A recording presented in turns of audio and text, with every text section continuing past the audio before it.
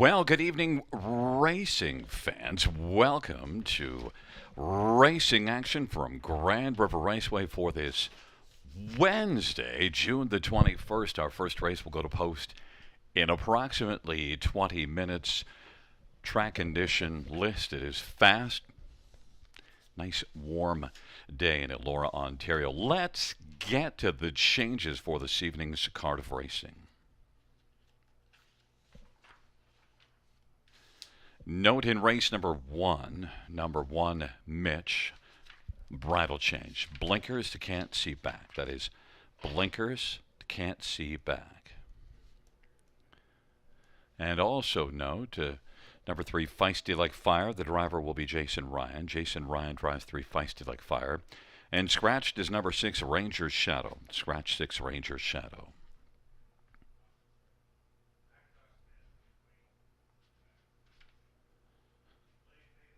Second race will go as programmed. No changes. Race number 2.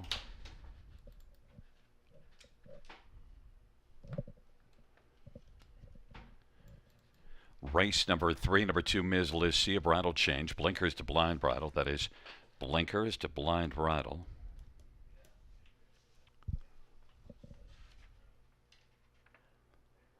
In race number 4, number 4, Fastnet Rock, driver to be announced, TBA on the 4. And number 6, Twin B Showmans, Austin Sorry will drive. Austin Sorry will drive number 6 in the 4th.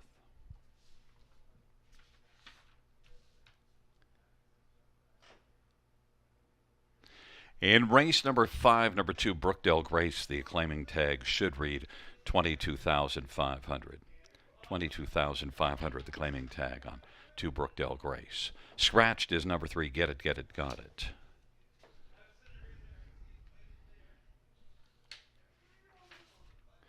Races 6 and 7 have no changes. No changes, races 6 or 7. In race number 8, scratch is 1, Johnny Buckshot, race 8, scratch 1.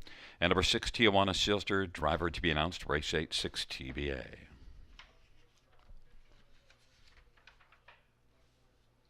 Race 9, scratched is number 4, Rockin' Bow, race 9, scratch 4, Rockin' Bow.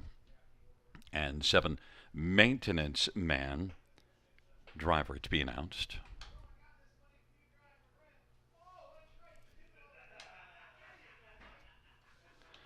And the 10th race, number 7, Atalanta Express, the driver to be announced. Once again, reviewing races 1 and 2. Race 1, Mitch, bridle change, blinkers to can't see back. 3, Feisty Like Fire, Jason Ryan. And number 6, Ranger's Shadow is scratched. And race number 2, there is no change. There are no changes. 16 minutes to our first dash, and time to welcome in, live from Margaritaville, our handicapping guru, Robert Reed Jr. How are you doing, Robert? I'm doing fantastic, Gary. They're going to think that, I'm all full of margaritas over here. It's because I enjoy margarita pizza. That's why you say Margaritaville. But hey, I know I still got to order you one. I'll bring you one night because I know you haven't tried it yet. But listen, it's a wonderful Wednesday. I know that my best bet can't lose tonight because, well, that one got scratched. I think that's why Gary's voice made a little bit of a funny when he mentioned that Rock and Bow was scratched because that was my best bet of the night. So I'm back to the drawing board in that race, but we'll get working on that. We've got 10 dashes for you tonight, and the great thing about Wednesdays, as always, is that we get to take center stage for harness racing in Ontario and beyond, which means the pools are a little bit more juicy. So you're going to want to jump in on all of our multi-leg wagers tonight. We've got 2 pick 5s, 2 pick 4s. All of them have a low takeout of just 15%. And our early pick 5 has recently been up to a guarantee of $5,000. We exceeded that on Monday night. Just came in below $10,000 in that pool, and I think we're going to hit it out of the park tonight with the wonderful support that we've been getting from our horse players. So you're going to want to start mapping out your winning wagers for all those opportunities throughout the evening. And as always, Gary and I will come back and break down what we like in the early pick 5 at about 8 minutes to post.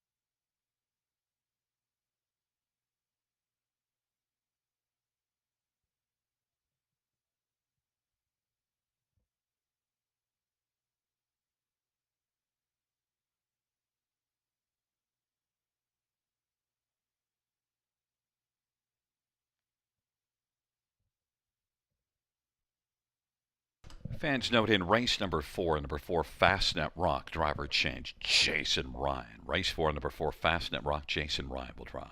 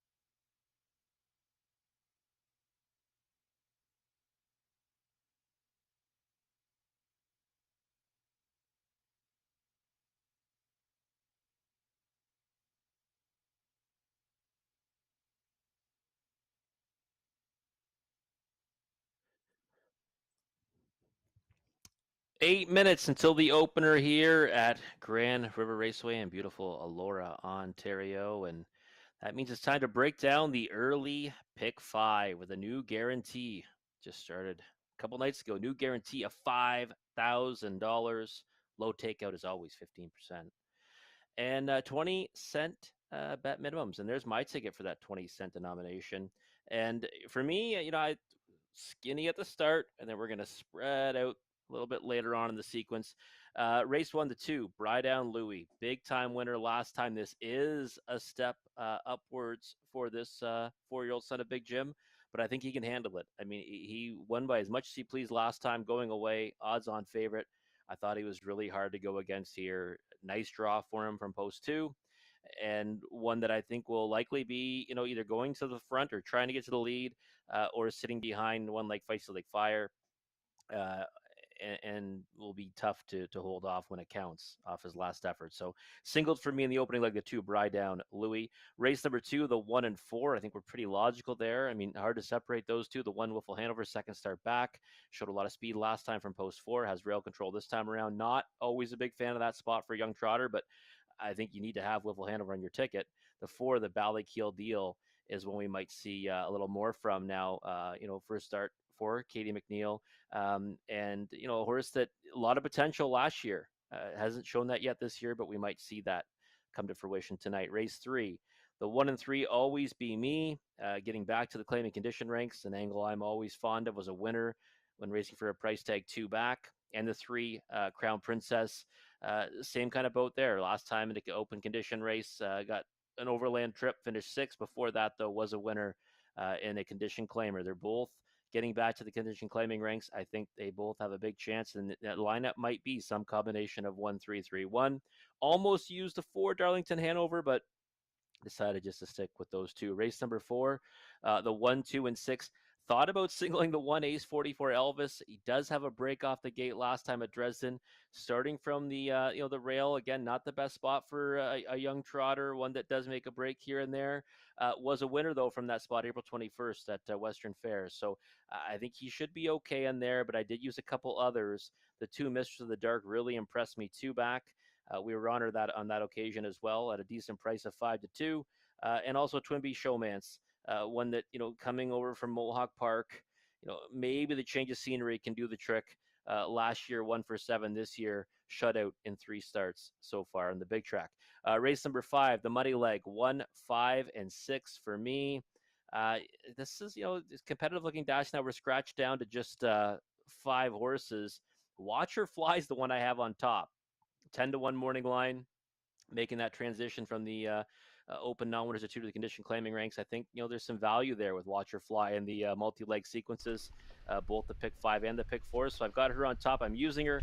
Also using Maddie and Maggie, who went first over a long way before missing by a neck last time.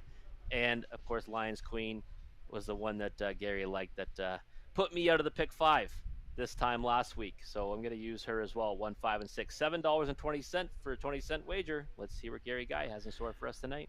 Well, we have a lot of similar ideas, but in the first race, this is where I spent a little bit more money than you. I added a couple of horses. Yes, Brydon Louis is my top pick, but I also have the 1 and the 3, Mitch and Feisty Like Fire. So the inside 3 in the first. Second race, we see that identically, the 1 and the 4. In the third race, you almost used Darlington Hanover. I did, so I just added that one in.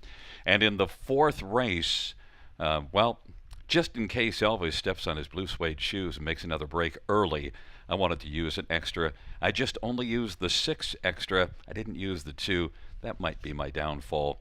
And you didn't like Lions Queen last week. You did use Lions Queen on your pick 5, but, you didn't go to the funeral, so or you didn't go to the wedding, isn't it? You didn't go to the wedding, so you can't go to the funeral. You can't have that one on top. You did at least watch the funeral from your pick 5 vantage point. I only have Lions Queen alone. I'm going right back with Lions Queen taking a stand there. Yeah, I certainly did miss the wedding last time, and was kind of kicking myself. You remember after that race, and I knew very early that we were in big time trouble when I singled a foe she's going to go up against again, the 6, Maddie and Maggie. But there's Conley's ticket, and Conley, look at that, he's got a lot of 1s, so he'd be happy if we just had the pole position run it out right through the sequence, which they have a pretty good chance of seeing that happen. He's going 3 deep here in the opener, and then he's going 2 by 2 by 2 by 2 the rest of the way through for $4.80. But and you've got Rob, 2 minutes, folks. I said I spent more money than you. I lied. I spent the same money as you. I don't know why I thought I spent more. Usually you do, right? Because I don't have Gary Guy's kind of money, but it's okay. It's all right. I'll try to grind it out. Trust me, when I pass away, there's going to be a lot of sad people. All of my creditors. I don't have any money. All right. Well, there you have it, folks. 2 minutes. On that happy note. So you can make some money tonight in this early pick 5 sequence. Again, the takeout is just 15%. The pool has been guaranteed at $5,000. We'll be back after the opener. Take a closer look at the opening dash.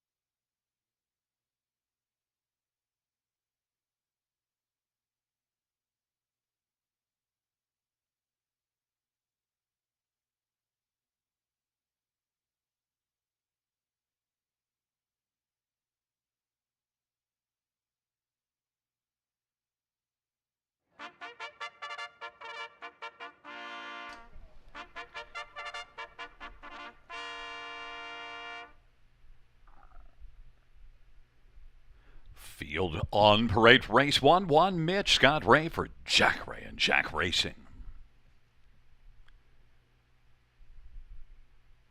And number 2 is Bridehound Louie. Phil Houdon for James Dean and Bridehound Farms.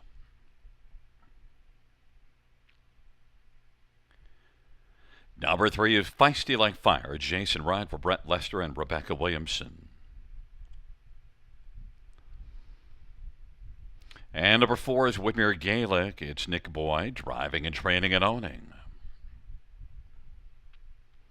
Number 5 is hashtag Watch Me, Daryl Thiessen for Peter Finnegan and Sheila Lewis and IP Finnegan. And number 7 is Better Style. Brett McDonough for Taylor Fritz and Shen Go.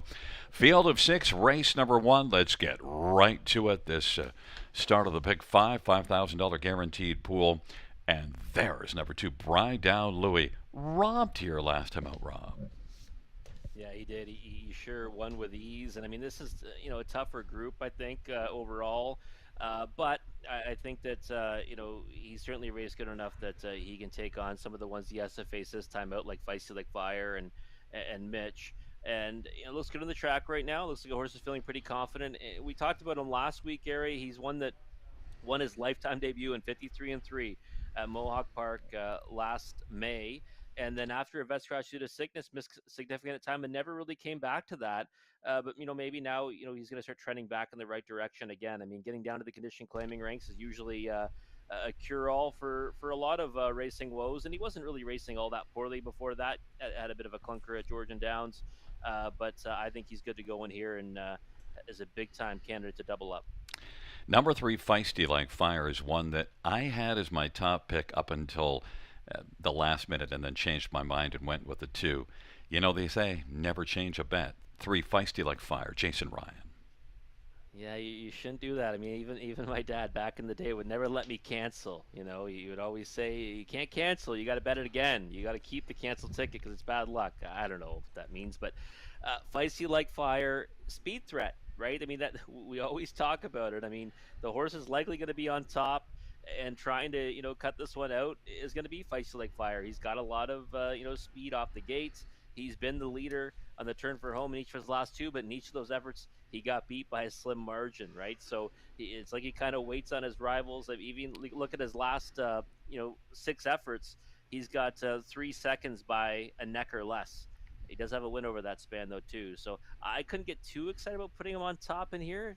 But, I mean, does he have a chance? Of course he does. Is he even money, though? Like, in my opinion, no. I don't think so. I think that's way too short on him. And then one Mitch, an equipment change. And Mitch is one that's been racing consistently well, but only one win since April 5th during that you see on the page, but a lot of solid efforts. Yeah, 13 out of 17 in the money, right? And he's got 7 third-place finishes, and you just have to look at his recent efforts. I mean, he's not getting beat by too much when he does get beat, and he's got that win. And it was a gutsy first over, getting up by a neck over Feisty Like Fire. Gets rail control today. I really regretted not using him 2 back when he got the job done, and maybe that'll be the case again tonight. I mean, he's a horse that's certainly tries hard every time he goes in the racetrack, and you got to respect that. And 3-1 is probably about the right number. And then one of them, the one that's most likely, I think, if one's going to jump into the top 3 and knock one out, is number 4, Whitmere Gaelic, and yet is 16-1. Yeah, value, definite value. Last time was second, beaten by just under 5 lengths to Bridehound Louie, but was one that was certainly made a decent account of himself in the stretch. I thought to get into the play spot behind one that, as you put it, just kind of romped home. But he's been doing good things of late, right? He's hit the board in each of his last 2, 3 of his last 4. He does have tactical speed. I just don't know how much he wants to tangle with the likes of Feisty Like Fire off the gate. So we'll see where he kind of lands off the switch. I think he's more of one to kind of sit on the pylons, hide out, and hope he can get something decent in the stretch. And number 7, Better Style. 7 wins and 16 starts on the year, but things just haven't been quite as good the last couple. But he's dangerous if he gets it back rolling again. 12-1. And the biggest Robert off angle ever. On top for me in each of his last 2. Best bet for me 2 back. Tonight I jump off the bandwagon. For all those who like to fade yours truly, jump aboard because this is a big Robert off angle. Gate is rolling for race number 1. It's a field of 6. It's Mitch and Brydown Louie on the inside. In the center, Feisty Like Fire and Woodmere Gaelic to the outside. Hashtag Watch Me and Better Style, field of 6. Race number 1, top of the stretch. Here they come. Giddy up.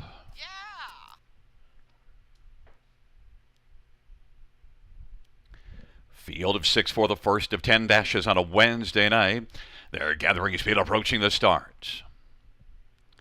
And they're at the start on the rough, and Feisty Like Fire, Mitch, Brydown Louie. Then it is Woodmere Gaelic and hashtag Watch Me and Better Style. They work on around the turn, and Mitch has got the lead. Feisty Like Fire is still feisty on the outside and wants to come on and try to make it to the front. Feisty Like Fire and Mitch, they are dueling to the opening quarter. Brydown Louie is letting those two duel and is about 5 lengths back in third. Then it is Woodmere Gaelic and hashtag Watch Me and Better Style. Feisty Like Fire is getting parked out, and even money in the board is now going to have to take back as Mitch on the inside maintains that post one advantage. Feisty Like Fire is in the pocket. Now Brydown Louie is going to close up the gap and is only about 3.5 lengths off the front. Then Woodmere Gaelic and hashtag Watch Me and Better Style is trailing the field. 6 in a line as they race up to the half of a 27-3 opening quarter. And it is Mitch and Scott Ray who's got the lead. Here comes Brydown Louie now, first over, and is moving with authority against Mitch, who had to work hard to fend off the challenge of Feisty Like Fire, and now has to deal with Brydown Louie. Then Feisty Like Fire is to the inside third. Woodmere Gaelic is racing fourth. And then hashtag Watch Me and Better Style to the outside. 3 to the inside, 3 to the outside. And it is Mitch and Brydown Louie chipping away, but Mitch is still sharp on top and leads it by half a length. Brydown Louie is second. Feisty Like Fire. And then Woodmere Gaelic. Better Style gets up a little bit closer. And hashtag Watch Me, they bunch up at 3/4. 126-4. And it is Mitch and Brydown Louie. Better Style found a seam to get up a little bit closer. Feisty Like Fire is behind the front two as they turn for home. Now set out wide. Here comes Better Style. Brydown Louie, Better Style, and Mitch as they come on down the stretch ride. Brydown Louie on the outside. Better Style as they come on to the finish. And now here comes hashtag Watch Me is going to come on by and win it from off the pace. Hashtag Watch Me, Better Style. Brydown Louie, the top 3, 157-4. Hashtag Watch Me was the only one, Rob, that we did not talk about before the start of the race. And, well, we get to talk about him now. The funny thing is, you know, as I'm watching, first of all, I thought for sure that all the Robert Off-Angle players were going to be big winners here with Better Style. Looked like everything just set up for him. But here comes Daryl Thiessen, just coasting by with hashtag Watch Me. And you know what's funny, Gary? You mentioned this horse last time after the race. Said, you know what? You said you liked that effort because he went to the front and, you know, got to go in the lead. Pretty tough early fractions that occasion. And you thought he'd get a lot out of that start. Well, he did. He comes back and he wins this time out 9-1. All the people that say, hey, you know, there's been a lot of favorites lately at the River. Well, here you go, folks. It's a wonderful Wednesday. We're going to start off with a 9-1 shot. I'm out of the pick 5. You're out of the pick 5. But those that keep on trucking are already in for a nice payday if they can run the gauntlet. Yeah, he had the 0 for 16 coming in, but now it's 1 for 17. Hashtag Watch Me at a nice price, and look at Better Style. So that's a nice exactor of a 5 and 7, 9-1 on to 22-1 to start the day. Oh, it's huge. You know what? Talk about action, too, right? That was some nice action. You got Feisty Like Fire, a speed horse going forward. Scott Ray says, I don't think so. I want to cut it with Mitch. And then Brydown Louie, you know, as soon as that battle ends, he throws his out of the ring. And that's what sets up a 126-4, you know, 3/4, and certainly left some tire horses towards the front end and brought some closers into it. So we'll see how the rest of the night plays out. But, again, some nice price to start off the card, and Better Style 22-1. I might have had to crawl into a hole if that one had won. Back in front of us is number 5, hashtag Watch Me. A 4-year-old, he's watching Bay Gelding, owned by Sheila Lewis and Peggy Finnegan. Peter Finnegan's the trainer. Daryl Thiessen, the winning driver. First win on the year and the 4th win lifetime.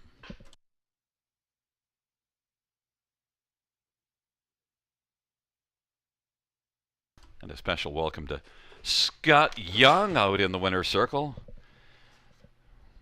A lovely child aboard. We don't know the child's name, but hello anyway.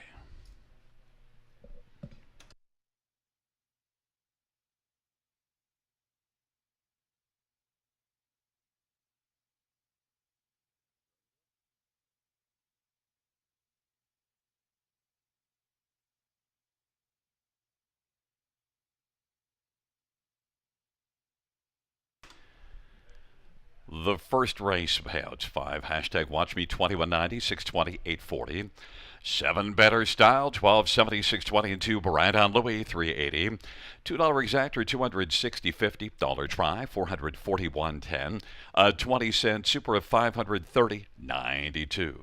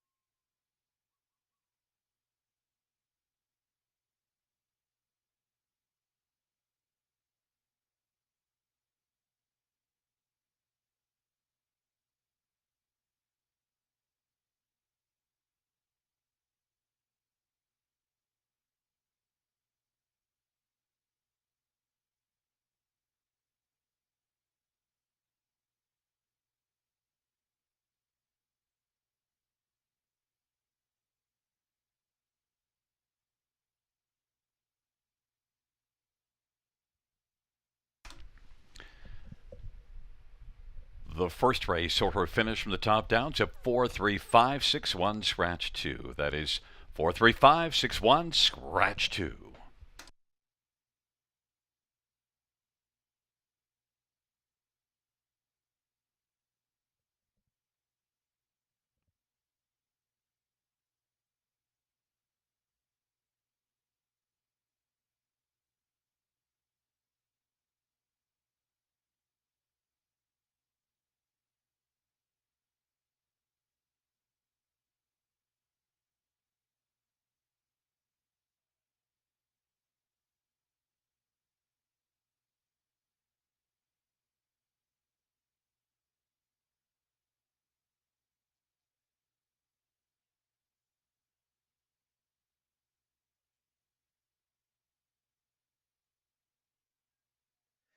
Well, yours truly is out of the pick 5 to start us off. I'm sure many of us are, though. So the good news is race 2 is just around the corner, 3 minutes away to the horse moving out onto the track, and it is the start of the early pick 4. Guaranteed pool $2,500.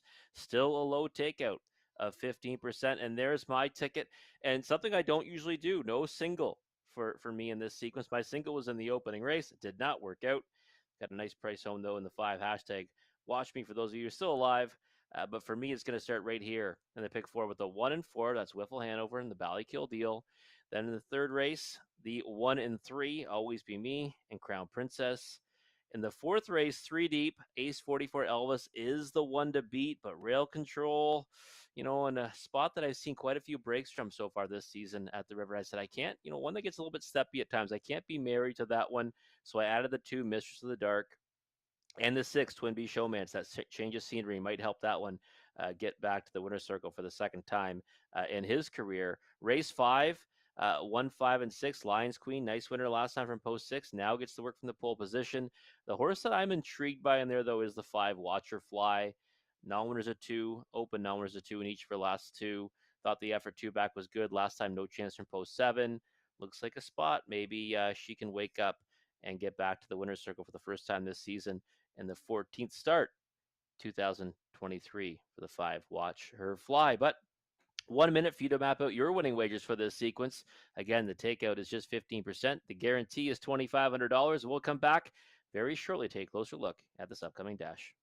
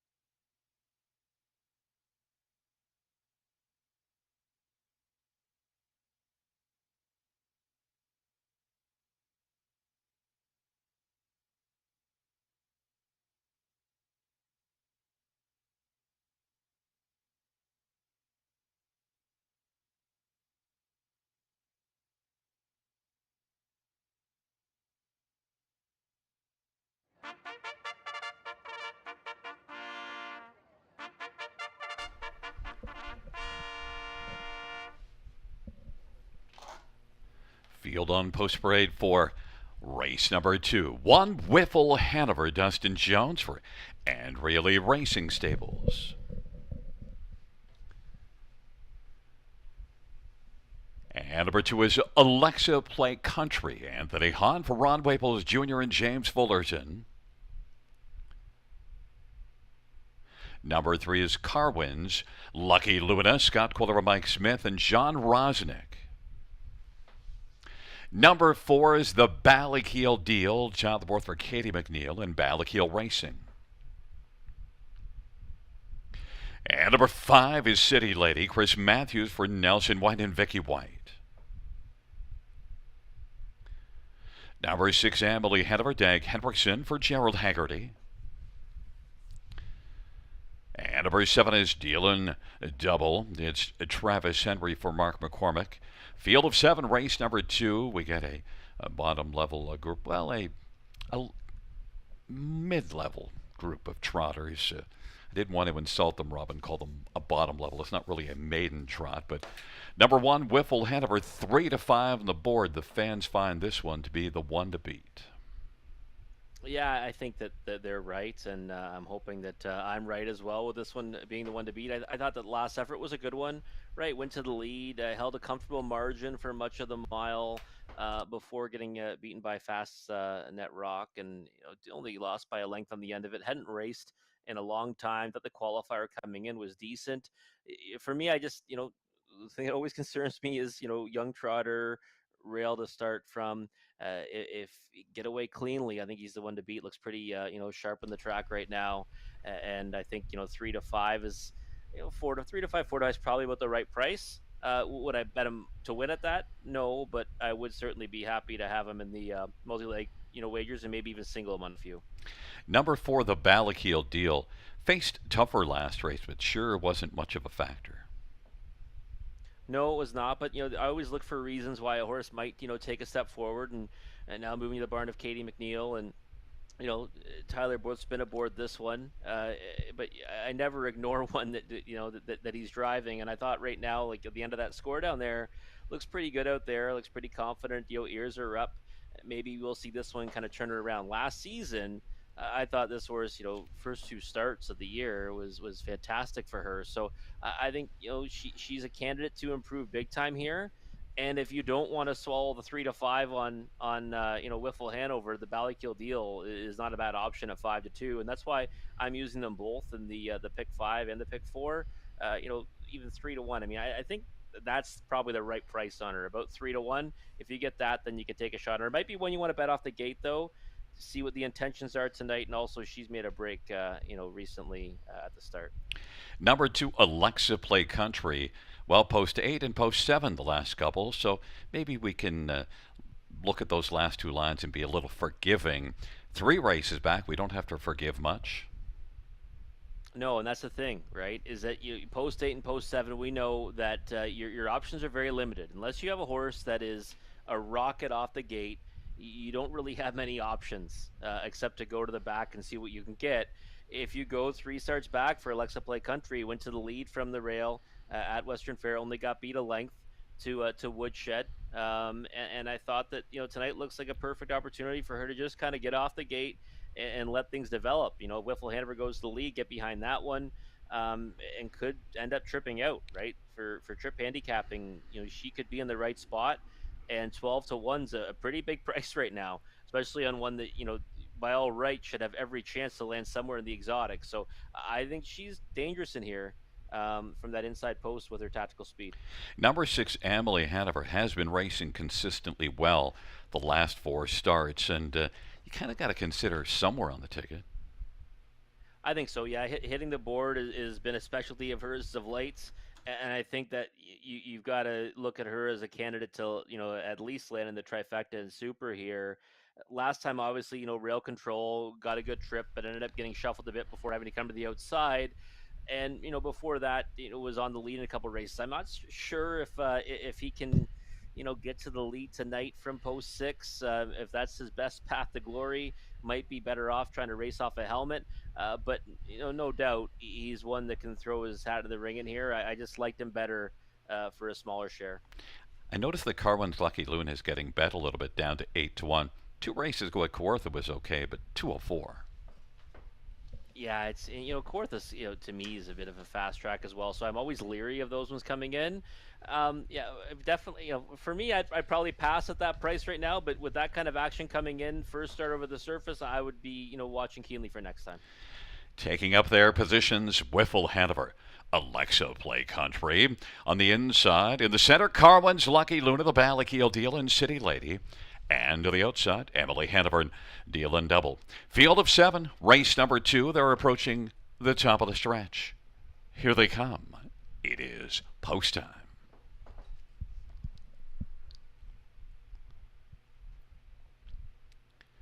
And the field for the second race, the trotter is gathering speed, approaching the starts. And they're off. And it is the Ballakeel Deal who leaves us smartly with Whiffle Hanover the inside. Then Alexa Play Country and Emily Hanover. But right now it is the Ballakeel Deal who's got the lead. Whiffle Hanover is second. Then Emily Hanover caught on the outside. Alexa Play Country on the inside. Then Deal and Double City Lady. And Carwin's Lucky Luna is back trailing the field. The Ballakeel Deal leads at 4-1. But Whiffle Hanover didn't want to race in the pocket, popped out, but well, Tyler Borth says, get back in the pocket there, buddy. Opening quarter 29-3. The Ballakeel Deal. Whiffle Hanover is racing second. Emily Hanover the outside, coming first up. Then Alexa Play Country is fourth, and then Deal and Double at the outside, City Lady, and back to Carwin's Lucky Luna. The Ballakeel Deal and Tyler Borth has the front as they race their way off the turn, and Emily Hanover is now grinding up first over, and Whiffle Hanover is racing in the pocket. Deal and Double is spotted second over. Alexa Play Country is going to play on the outside now. Then it is City Lady and Carwin's Lucky Luna. 1 minute and 2/5 the halftime. The Ballakeel Deal leads as they race their way on into the backstretch. The Ballakeel Deal by about a length and 3/4. Emily Hanover is second and chipping away. Lead holds though. And then on the inside, Whiffle Hanover. Deal and Double is out 3 wide, and Deal and Double at 50-1 is trying to come on sharply now as they head on to 3/4. It is the Ballakeel Deal. Emily Hanover. Deal and Double to the outside. On the inside, Whiffle Hanover now moves up a little tighter in the pocket. It is the Ballakeel Deal. Racing second, Emily Hanover. Now Whiffle Hanover has claimed second.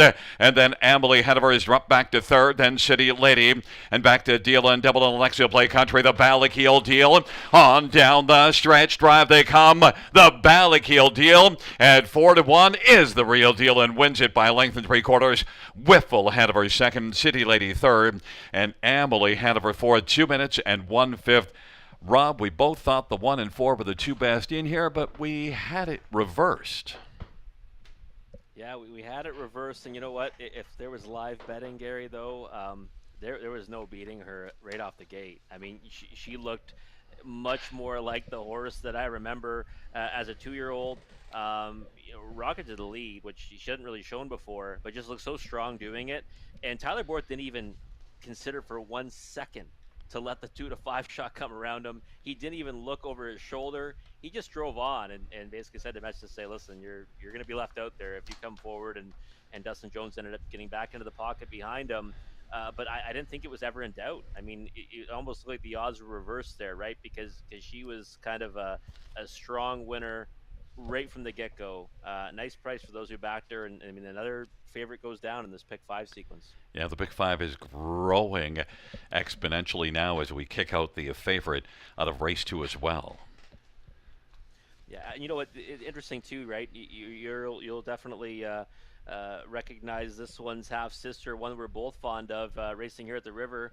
Over the last few seasons, Lost Ballakeel Amigo, right? A horse that's 21-time winner, nearly 175,000 made, and again, I thought she looked really good coming out as a 2-year-old last year, and looks like she may have righted the ship now because that was a rock solid effort. And City Lady at 35-1, just to make the try pay even a little bit better. We do have the top 2 that we thought on the first 2 spots, but a longer shot for third.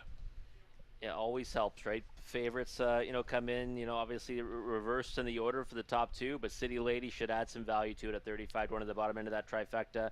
Emily Hanover, right? Long journey on the outside, stuck around for 4th, so she's one to watch for. He's one to watch for next time if he gets a better post. I want to see what Deal and Double does next time out, because did at least step out there for a piece. It's a field of 7 in race number 2. That number 4 Ballakeel Deal wins, and Ballakeel Deal, a 3-year-old Wheelin' and Dealin' Bay filly, is back in front of us for a second win lifetime, first this year. Trained by Katie McNeil, Tyler Borth is the winning driver. 2 minutes and 1/5.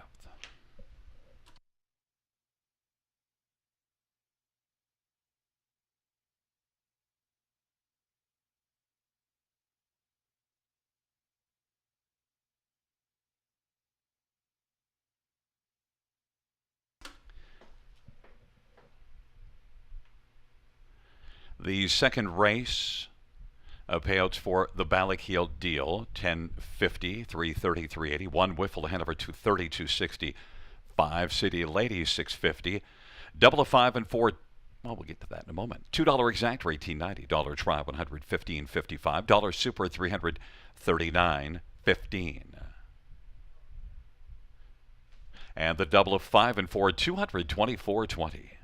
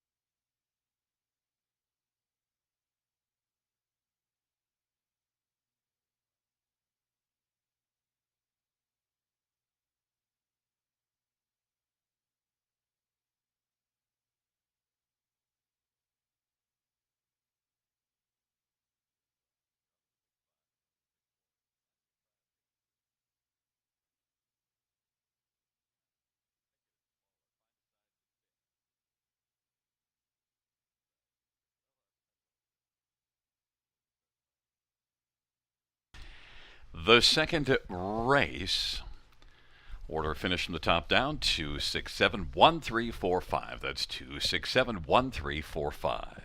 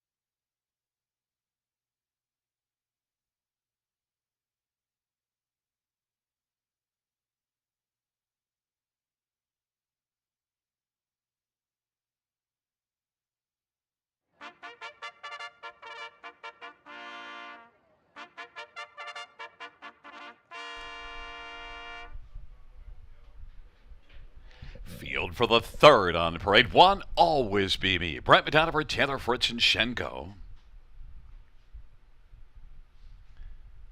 And to his Ms. Lizzie, Samuel Filya for Ashley Lenvoy and Gino Toscani. Number 3 is Crown Princess, Jay Harris for Mike Timpano and Sea Spray Stables. For his Darlington, Hanover Anthony Hahn for Bruce Scott and Forest City Racing Club. And 5 is Sporty Lil Vixen, Mike Horner for Mark Horner. Correction, Mike Horner drives and trains for Doug Wilson, and Mark Horner shares in ownership. Number 6 is Fox Valley Eliza, Jason Ryan for Jim Ellis and Russ Ellis.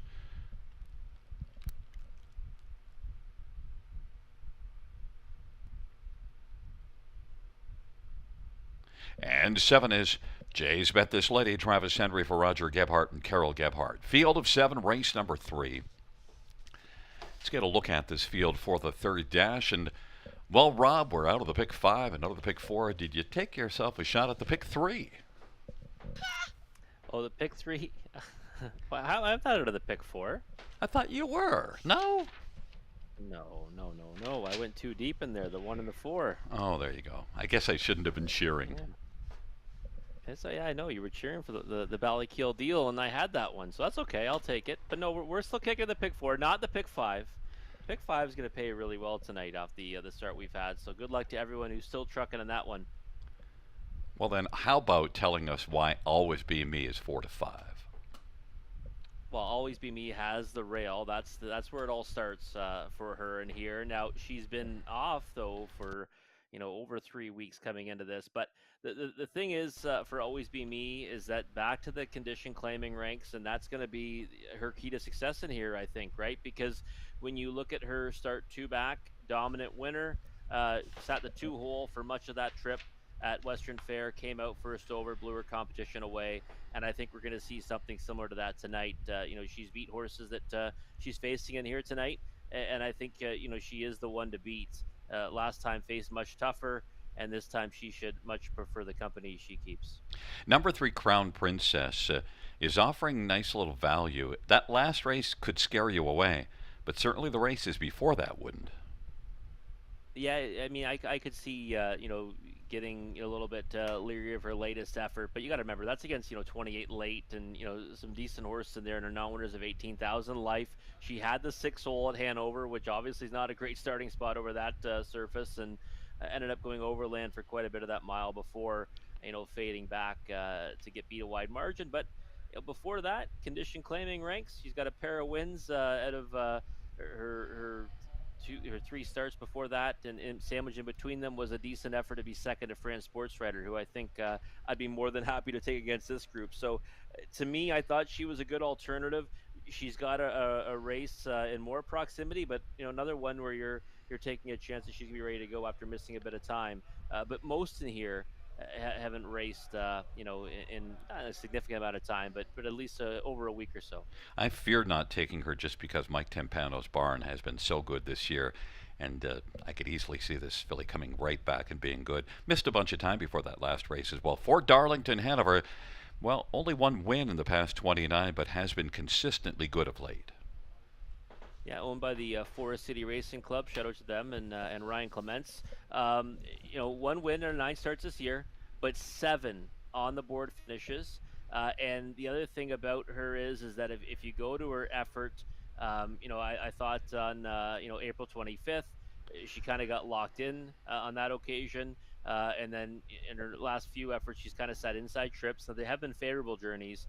But she has not I wouldn't say she was empty at the wire in any of them really. So I thought that if you were looking for an alternative to the 2 favorites, I figured the 1 and 3 would both take the support.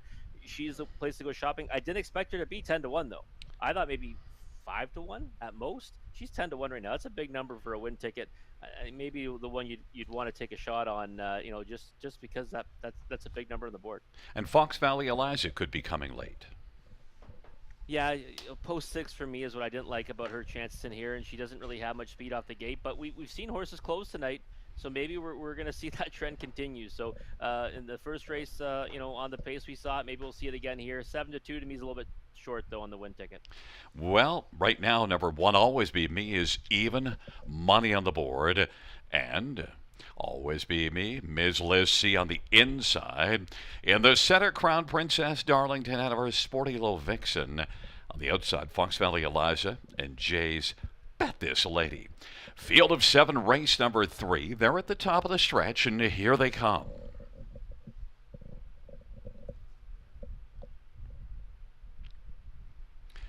Field for the third is at the start of the rough. Crown Princess, Darlington ahead of her, Ms. Liz C, Always Be Me, JS Bet This Lady, then Sporty Little Vixen and Fox Valley Eliza. But Crown Princess sharp early, leads by 2 1/4. Darlington ahead of her is racing second, Ms. Liz C third, then JS Bet This Lady is fourth, and Sporty Little Vixen in front of Always Be Me, who's back there second from last, and trailing the field is Fox Valley Eliza. Crown Princess at 3-1. Leads on past that opening quarter. Darlington ahead of her is second. Ms. Liz C is third, about 4 off the lead. Then it is Jazz Bet This Lady. Now starting up is Fox Valley Eliza. Then Sporty Little Vixen, Always Be Me, is back trailing the field. The even money favorite has to pass them all to win. Crown Princess leads as they race off the turn. 28-1 opening panel. They head up to the half with Darlington ahead of her in the pocket. Ms. Liz C is third. Fox Valley Eliza steadily progressing to the outside and now shares third. Jazz Bet This Lady is fifth. Now to the outside, Sporty Little Vixen. And Always Be Me is still back trailing the field.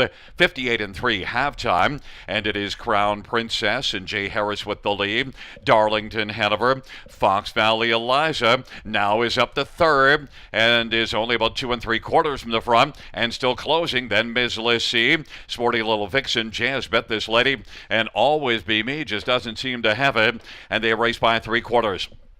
Pumping out 3 wide, Sporty Little Vixen is closing ground. 128 3/4. Crown Princess, Darlington ahead of her. Now is going to pop out after getting the trip and is coming quickly. But Crown Princess tries to hold on. Darlington ahead of her. Sporty Little Vixen. Then Fox Valley Eliza and Jazz Bet This Lady and Ms. Lissy and Always Be Me on down the stretch road. They come. Crown Princess. Darlington ahead of her. Darlington ahead of her is going to come on by and win. Darlington ahead of her. Crown Princess. Sporty Little Vixen. And then maybe Jazz Bet This Lady. 158 flat. Darlington ahead of her.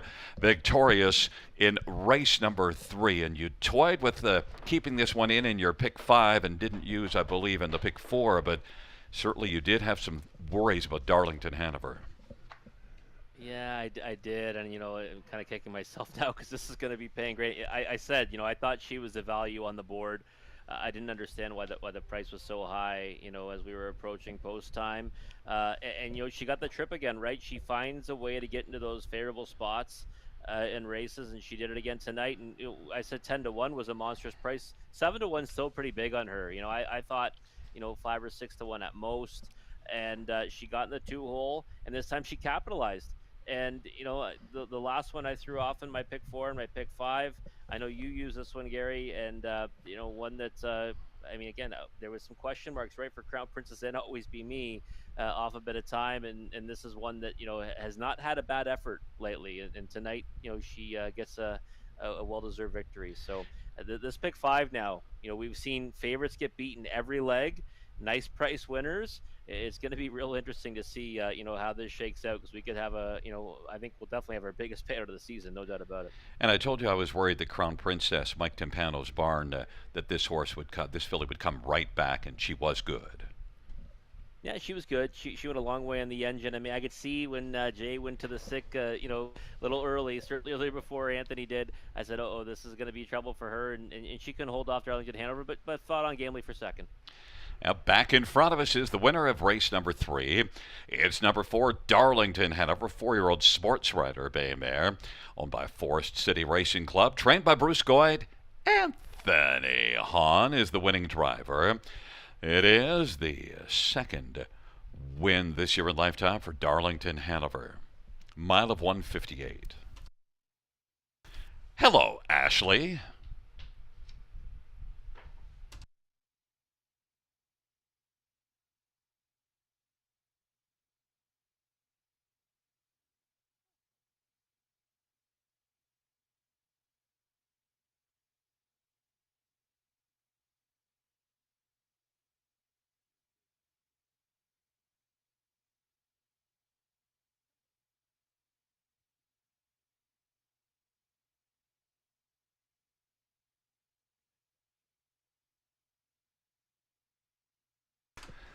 The third race payouts for Darlington Hanover. 1695, 60 and 410. 3 Crown Princess, 533.20, and 5 Sporty Little Vixen, 610. $2 exactor, 66.80. Dollar try, 151.80, and the dollar super, 379.90.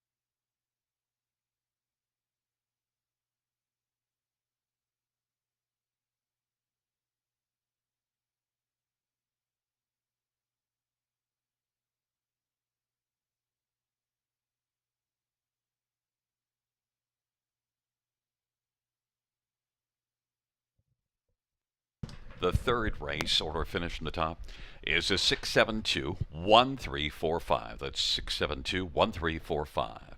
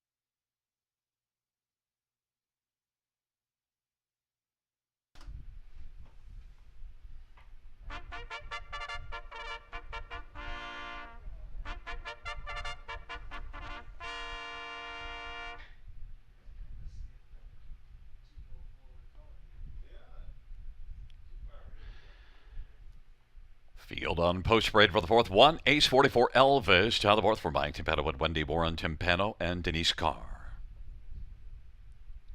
And number 2, Mistress of the Dark, Jay Harris for Blair Burgess and RAW Equine and James Walker.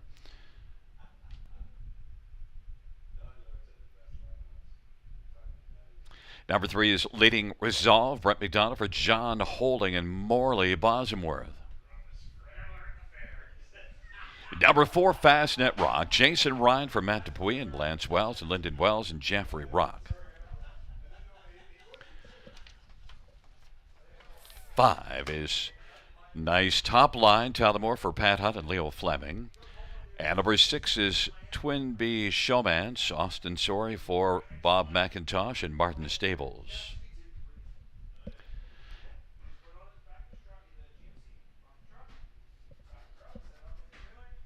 And number 7 is Savannah's Dream, Bruce Richardson drives and trains and partners in ownership with Joe Coffey. Field of 7, race number 4. Well, let's get a look at this field, and we'll see if it's a parade of favorites going down. 1 Ace 44 Elvis right now. 4 to 5 on the board. Rob Tylerborth from Mike Timpano, strong connections, but made a break last race. Yeah, made a break last race, obviously from post 7, right, at Dresden. Actually made a big recovery in that race, Gary. Was battling for the lead, on the backside for the last time before settling for third to Tony Cash.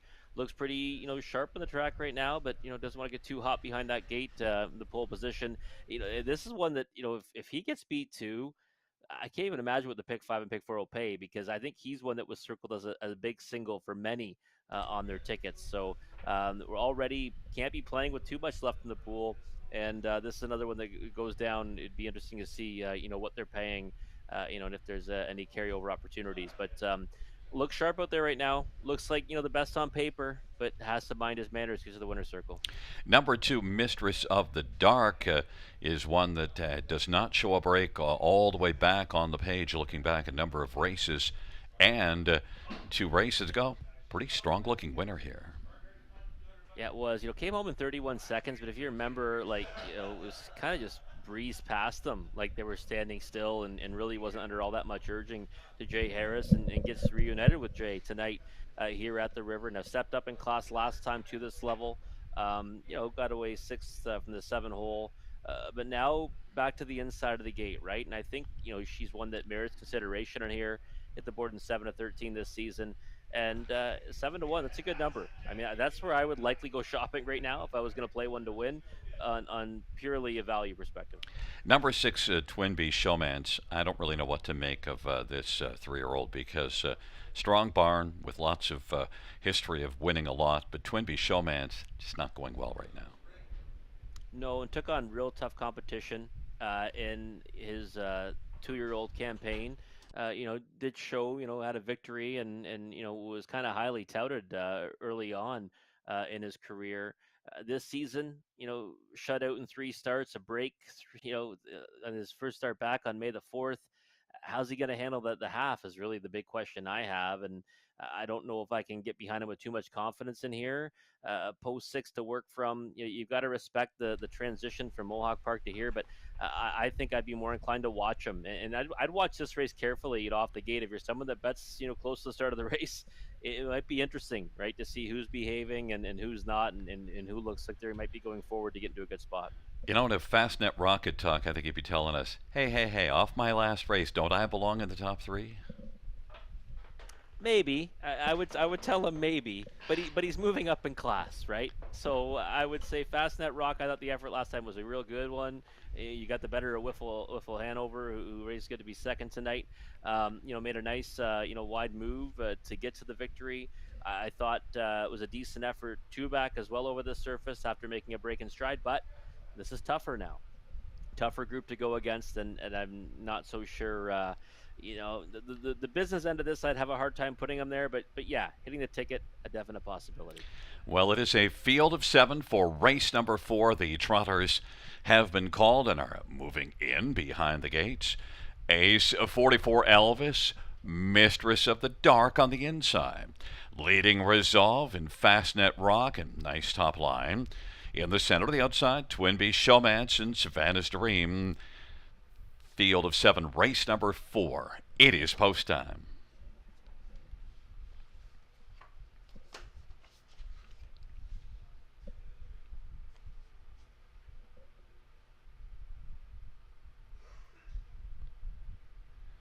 It's a field of 7 for the 4th race.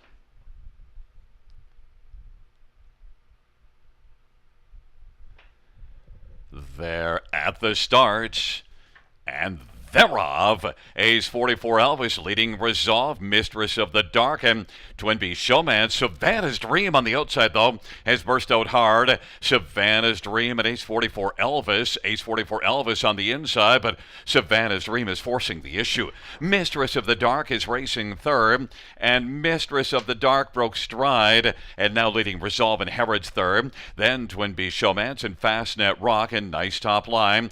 Ace 44 Elvis. Even money on the board.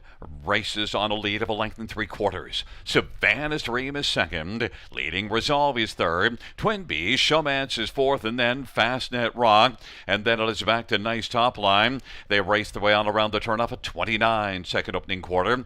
Ace 44 Elvis, and that is Savannah's Dream. On the inside, Twin B Showmance now is coming to call. It is Ace 44 Elvis, Twin B Showmance. Savannah's Dream is on the inside, racing third. Nice top line is moving up second over fourth. Leading Resolve is fifth, and then Fastnet Rock is sixth and still to the inside. 1 minute flat is the halftime. Ace 44 Elvis is still moving well. Ace 44 Elvis leads by about 2 right now. Savannah's Dream now a length and 3/4 back. Twin B Showmance first up third, then to the outside, nice top line, to the inside leading Resolve, and Fastnet Rock is second from last. Ace 44 Elvis continues on. 3/4 recorded by Ace 44 Elvis in 1:29 and 3. Ace 44 Elvis, Savannah's Dream, Twin B Showmance, leading Resolve, nice top line, and Fastnet Rock. But Ace 44 Elvis is living up to that even money building. Twin B Showmance, Savannah's Dream. It is Ace 44 Elvis as they come on down the stretch drive and has got this one put away. No urging required. Savannah's Dream was able to stick for second. Fastnet Rock came on to pick up third, and then Twin B Showmance was fourth. A mile of 1:59 and 3. Ace 44 Elvis, the parade of beaten favorites has ended, Rob. Yeah, it ends here in a big way with a big favorite, just kind of dominating throughout, really. I mean, ended up going off at even money. Twin B Showmance took a lot of support at 8-5, and that one tried a first over move against the hot pot favorite and just could not ever really draw even and threaten at any point, really. And you can see, Tyler Borth as a mittful coming into the stretch here, and it came down to, will he get away cleanly off the gate? If he does, behaves himself, then he's going to be tough to catch, and that was the name of the game here. 31 second quarter breather too. I pretty much sealed the deal. Yeah, and I think Savannah's Dream, I didn't expect this one to stick around for a second because expended a fair amount of energy leaving, so that's one to keep in mind next time out. Yeah, definitely. I like the leaving move. When you have that kind of speed that you can blast off the gate from post 7 here at the river, I mean, that means you've got a horse that can, speed always is going to be a huge benefit here or anywhere for that matter. But Fastnet Rock, I did put him in my top 3. He made the top 3, and he's on the watch list for next time because I love the way he was moving late in the mile, kind of weaving through traffic to get into the show spot, and was kind of full of himself under the wire. So I think he's one that next time out, maybe not hooking as tough a competition or just getting more acclimated to this level, you can jump on his bandwagon. Yeah, Twin B Showmance was a bit better, but certainly not enough to warrant the 8-5 billing. Yeah, I thought that, you kind of had your hesitation too, right? Thinking that, yes, change of venue, you should enjoy this level of competition, but it just hasn't been there. And I think that tonight will probably help him going forward, right? First over a long way, opens up those lungs, and maybe come back for another try here from a better post. He can be more competitive. Coming back in front of us, the winner of race number 4, it is 1. Ace 44 Elvis, a 3-year-old El Sango Dream. Big gelding owned by Wendy Warren Timpano and Denise Carr. Mike Timpano is the trainer. Tyler Borth, winning driver, 6th win this year in lifetime for Ace 44 Elvis.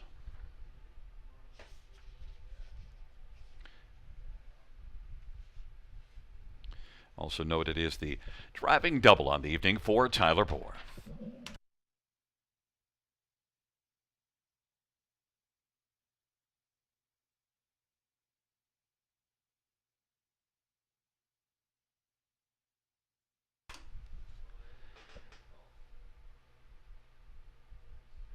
The fourth race payouts won Ace 44 Elvis 410 280 and 250. 7 Savannah Dream 1210 480. And for a Fastnet Rock, $3, $2 exactor, $128.70, dollar try, $175.15, dollar super, $600.75.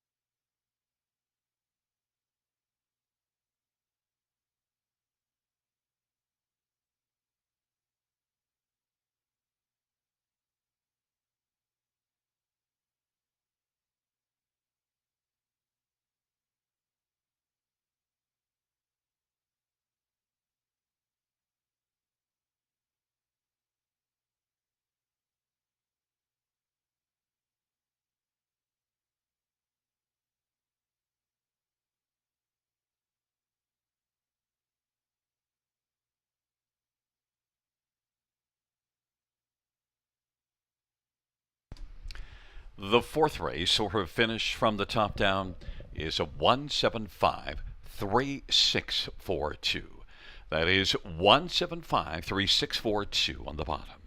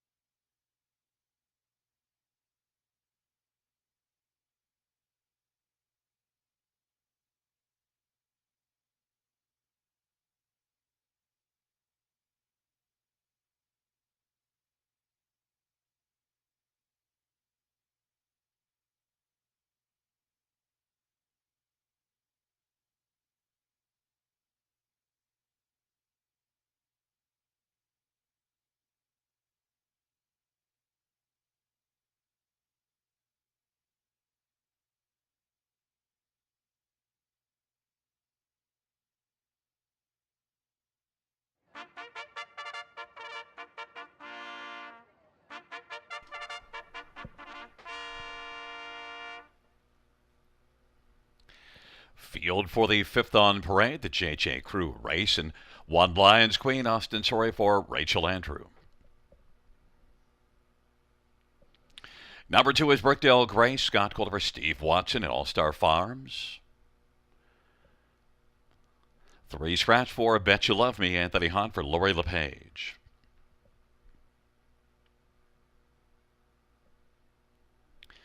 Number 5 is Watch Her Fly, Jay Harris for Craig Bars and Nurko Sokolovic.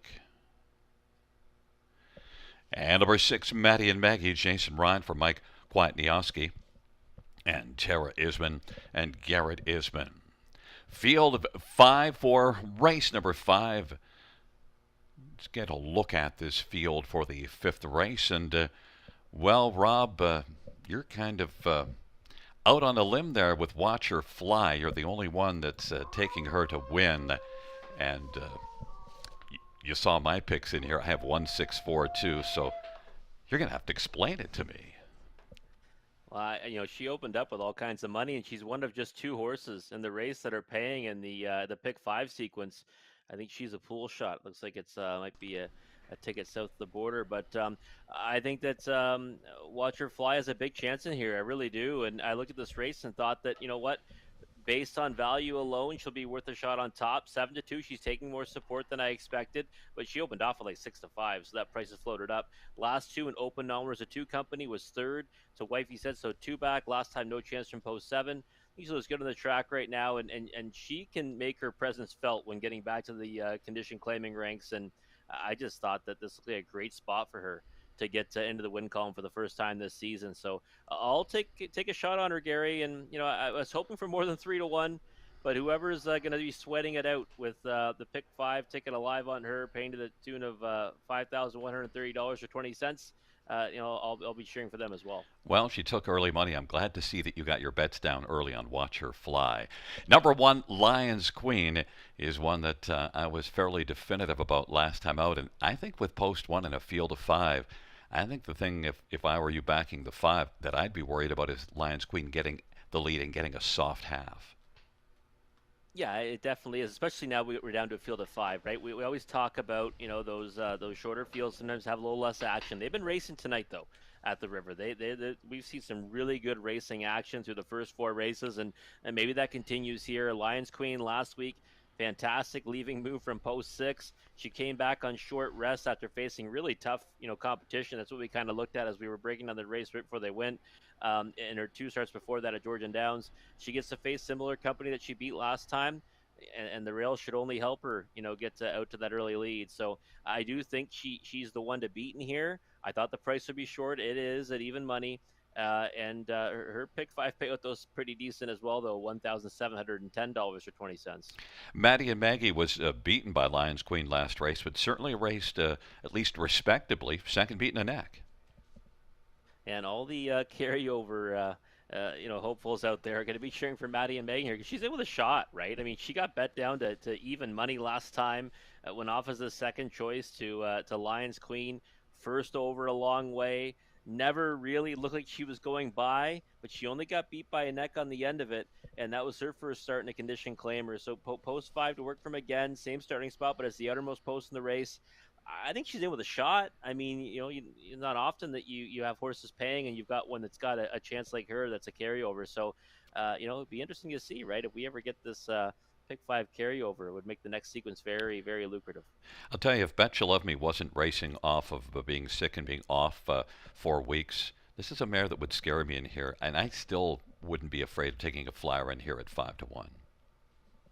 Yeah, well, right now she, 5-1 is not a bad price on her, right? 5-2 morning line. That vet scratch due to sickness is concerning, but it's off of victory, right? You never want to ignore a horse coming in off a win, even if there is a vet scratch in between. But yeah, this feels not out of her reach at her best. I mean, she certainly can get the better of these. I thought that I'd rather watch her tonight, but hey, 5 horse field, you never know, right? Kind of trip. She can get there. Another one that is in with a chance that would force a carryover. Well, I love it when we have a difference of opinion. Watcher Fly is your top one. Getting love at 2-1, and I'm on one Lions Queen, 7-5 favorite. Lions Queen, Brookdale Grace to the inside, and the center, Bet You Love Me to the outside. Watcher Fly and Maddie and Maggie. Field of 5, race number 5. Here they come.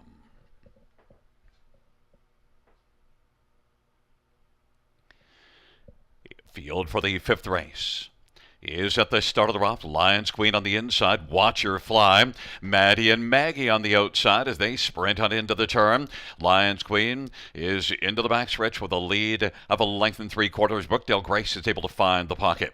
Watcher Fly is racing third. Then Bet You Love Me and Maddie and Maggie. And they work their way on down the backstretch. Lions Queen has got the lead now in front of Brookdale Grace, and Watcher Fly is third away. Then it's a gap of a length and a half to Bet You Love Me, and Maddie and Maggie is trailing the field. Lions Queen dropped down to 1-2, 28-4 opening quarter as they work on around the turn. That's Brookdale Grace enjoying the view in the pocket in behind the 1-2 favorite. Watcher Fly is in mid-pack third. Then it is Bet You Love Me, and Maddie and Maggie is trailing the field. Field of 5 in a line as they race off the turn heading up towards the half. Lions Queen looks for that second panel breather in front of Brookdale Grace. And on past the half they go. Halftime was recorded in 59-3. And racing on the inside, still third, is Watcher Fly. Maddie and Maggie is going to work on the outside first over now. And then Bet You Love Me. Lions Queen off a 59-3 half. And now here comes Maddie and Maggie, who've thrown down the gauntlet right now and is going to force the issue against Lions Queen. Lions Queen on the inside. To the outside, Maddie and Maggie. Then Brookdale Grace. And now Watcher Fly took out. And then it is back to Bet You Love Me. It is Lions Queen who's got a lead of about a neck. On the outside, Maddie and Maggie is grinding. Inside third, Brookdale Grace, and Watcher Fly is going to roll out 3 wide and is now kicking in pretty well. Lions Queen, Maddie and Maggie, Watcher Fly, and on the inside, Brookdale Grace has been enjoying the view in the pocket. They turn for home. Lions Queen, Brookdale Grace looking to dart up the inside. Maddie and Maggie, Watcher Fly, Lions Queen. No urging at the finish is going to win it. Lions Queen, Brookdale Grace, Maddie and Maggie, and Watcher Fly 158-2 off that half of 59-3. Rob, I think that's a big part of the story. It is. It definitely is. Also, there was a horse trying to leave off the gate in there, and she just used her rail position, right, to leave them out there. They were kind of stacked up 3 wide. Not that they were alongside her, but there was horses trying to go forward, and it just wasn't happening. She's got enough snap off the gate, 28-4. She's going to leave them out there. Then they all had to line up. I mean, after, Maddie and Maggie got used a little bit off the gates, and so did Watcher Fly. She took a seat in the 3-hole. Now everyone's kind of got to duck for cover and regroup, and that point, she stole that second quarter, and it was race over. I mean, like you said, tight lines to the wire here. We had a couple of horses that would force a carryover to her inside and her outside. But it was never really even a thrill to see if we get there, right? Because she was an easy winner. Lions Queen gets it home, Gary. Looks like there's 3 winning tickets, 20 cents a piece in this early pick 5. Well, certainly not the short pick 5s we've been having. And like you said, a lot of people were cheering against the 1 and 5 to see if we could have that carryover. But no, there won't be a carryover. But Lions Queen, dropped all the way down to 1-2. But I thought Lions Queen was certainly deserving of taking a lot of money off what we saw last time out. Yeah, I think she was too. I mean, I got a little bit creative trying to beat her here with Watcher Fly, and did try to leave out of there. Ended up spotted second over.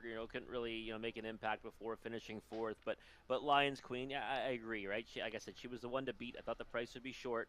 Interestingly enough, in a real short field and a high 5, favorite gets home, longest shot on the board runs second. I not know if that's really going to pay much anyways, but it's interesting that Brookdale Grace, gets the garden trip after all that and finishes second at 18-1. Yeah, the trip horse. And, sometimes with a field of 5, nobody really wants to sacrifice, so the trips are so important. And Lions Queen was able to use a front-end trip all the way to get the job done. 5-year-old Lion Somewhere Bay mare, owned and trained by Rachel Andrew. Austin Sorey is the winning driver. Second win this year. 6th lifetime. Lions Queen, 158-2.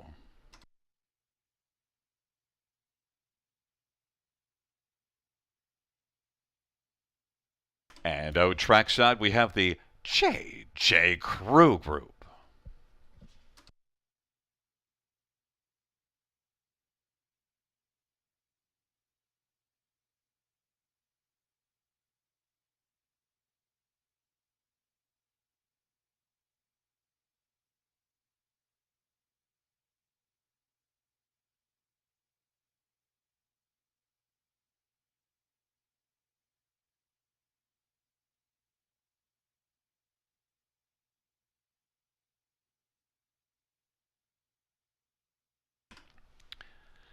The fifth race payouts: 1 Lions Queen, 310, 250, 210, 2 Brookdale Grace, 10, 20, 610, and 6 Maddie and Maggie, 240.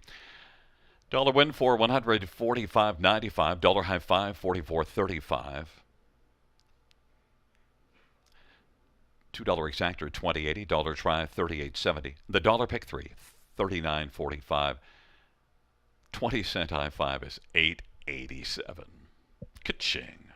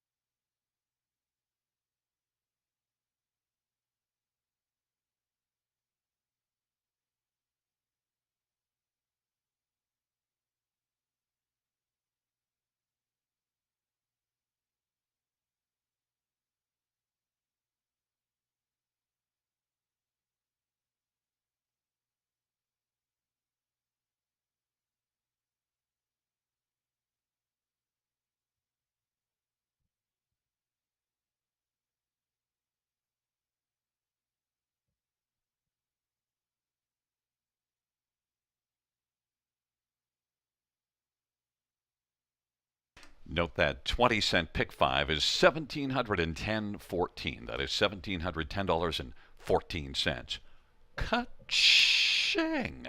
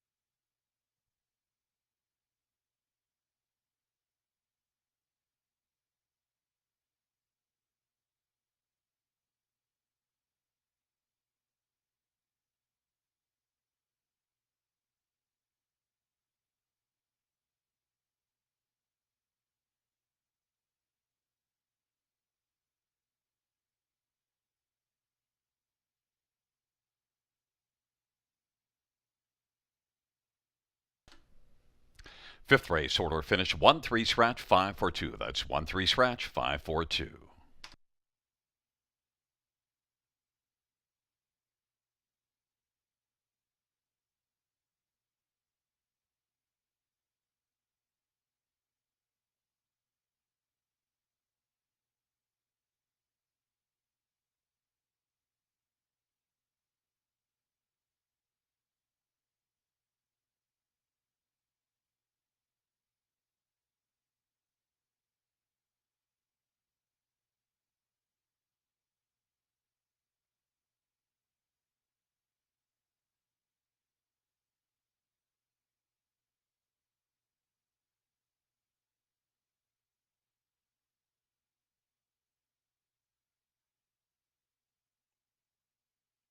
All right, we're at the halfway point of the card here on a wonderful Wednesday here at Grand River Raceway. Had a nice payout of that early pick 5. Well, it's time to look at the late pick 5. Get started right here in race 6. Low takeout 15%. Low base minimum 2 of just 20 cents. And for me, I'm going to start off with the 3-7 here in the opener. Just a 3-7 to start us off here. That is Warwe Yay and Some Kind of Magic. And race number 7, 3 deep, with the 3, 5, and 6. Thinking it looks like a competitive-looking event for Philly Mares condition claimers. I'm going to give a nod to the 3 Custer Smoothie in there. Another one going with my angle of getting back to the condition claiming ranks. Race 8, the 2 and 6. That's Toscano Girl and Tijuana Sealster, who's won 3 in a row. Looking for the Grand Slam tonight from post 6. And she is one that I think can go out there and get the job done again. But, they don't always win, right? So we're going to use a backup in there. Race 9, I loved Rockambeau in there. That one gets scratched. So now we're just going to go with the 6 JKNR Like Tell off a nice qualifier here at the river, coming back in off the bench, and one that I think can have his way with this group if he's anything close to his best. Race 10, the money leg 2 deep with the 4 Bastiano and the 5 Lily's Last. $4.80 for 20-cent wager. Let's see what Gary Guy has for us.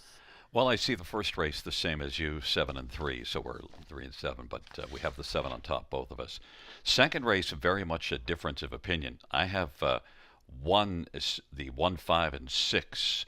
I think the 1 Armis Ashley is my top pick in there.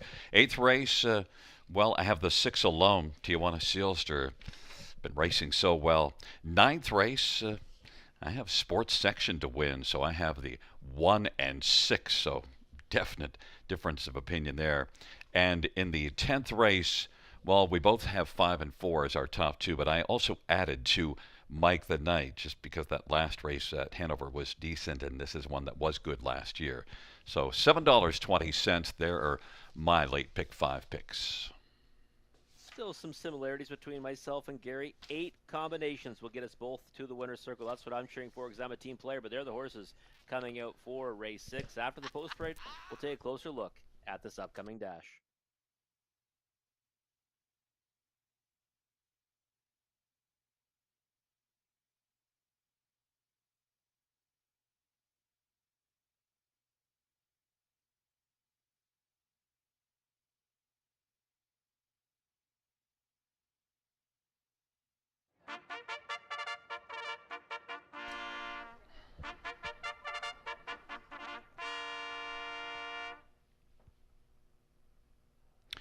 Field for the 6th on parade. 1 is Amber Ornament, J.B. Renault for Julie Walker. Number 2 is Audacity of Hope Brown for Chad Hill and Kimberly Shenson.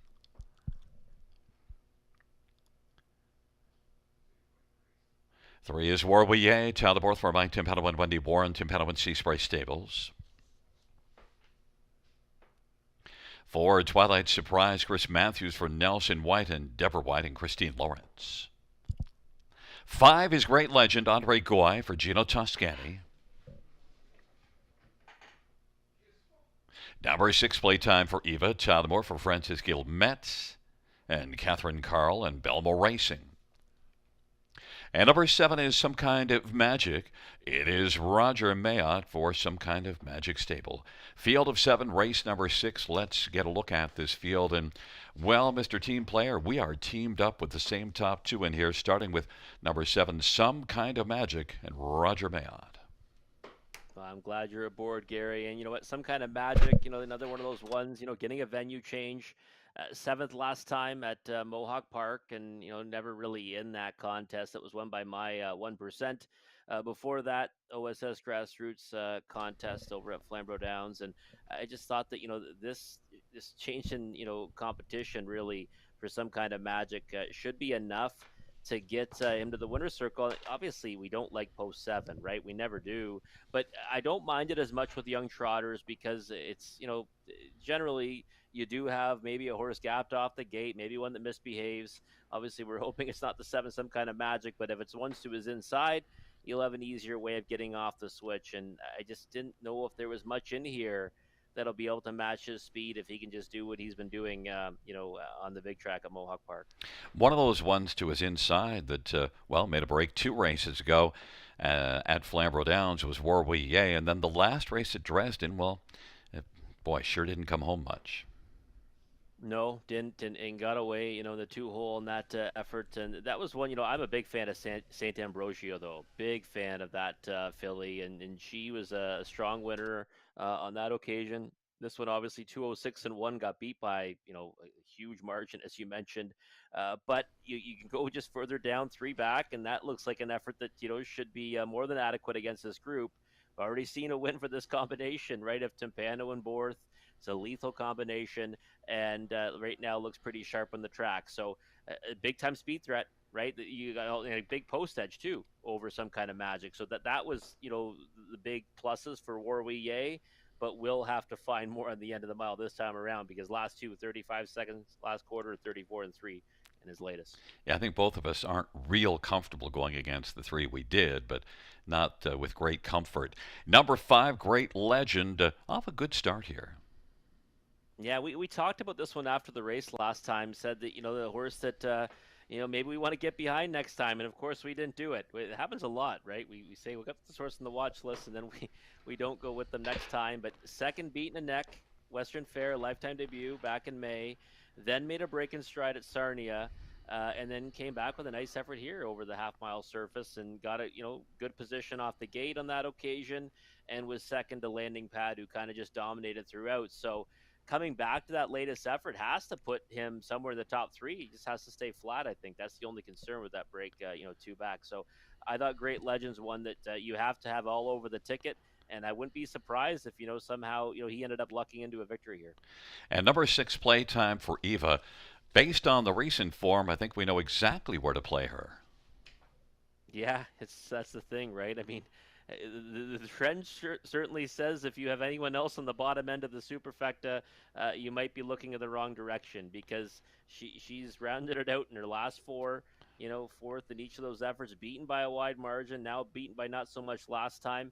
I mean, I thought last kick at the can was incredible in her latest effort, and this one was only 5 lengths away from her. So I certainly couldn't put her anywhere near the win end of it, but she looks pretty sharp in the track going to the gate. So maybe goes forward off the switch tonight and gets another piece like she's been doing. One, Warwier is even money on the board to start the late pick 5, and both Rob and I both have some kind of magic at 3-1 as our top choice. We'll see how this unfolds. Amber Ornament, Audacity of Hope on the inside. In the center, Warwier, Twilight Surprise, and Great Legend. On the outside, Playtime for Eva, Some Kind of Magic. It is a field of 7 trotters for race number 6.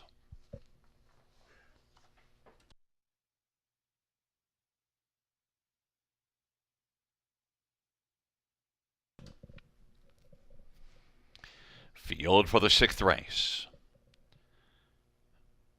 In position.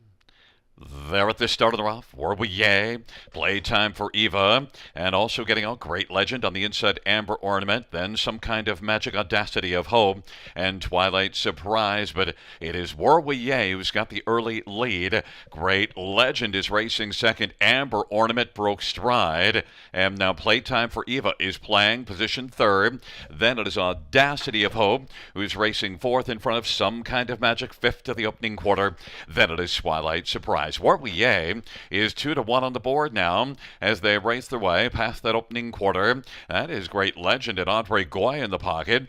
Playtime for Eva's third. Audacity of Hope is fourth, and then Some Kind of Magic and Twilight Surprise in a 30-second opening quarter.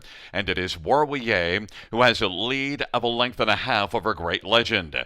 Playtime for Eva is third. Audacity of Hope, Some Kind of Magic, off the turn they come. 30-second opening panel. And Warwier is in control of this one right now with Great Legend second. Playtime for Eva third. Then Audacity of Hope, and now Some Kind of Magic has moved to the outside and is quickly coming onto the scene. 101-4 halftime, 31-4 second panel breather. It is Warwier with a lead of a length and a half. Into the backstretch they go. Great Legend second. Some Kind of Magic getting up a little bit closer, and now is only 3 lengths off the lead as they roll their way on towards 3/4. And now popping out from second, Great Legend is going to challenge. Great Legend is coming after Warwier right now, and Some Kind of Magic is just about 2 1/4 back. And then it is Twilight Surprise and Playtime for Eva. 3/4, 132-2. Great Legend now has come on to take the lead from Warwier. Some Kind of Magic is third and has a bit of work to do. Getting some urging now by Roger Mayotte. It is Great Legend as they turn for home. Great Legend on down the stretch road they come. Some Kind of Magic.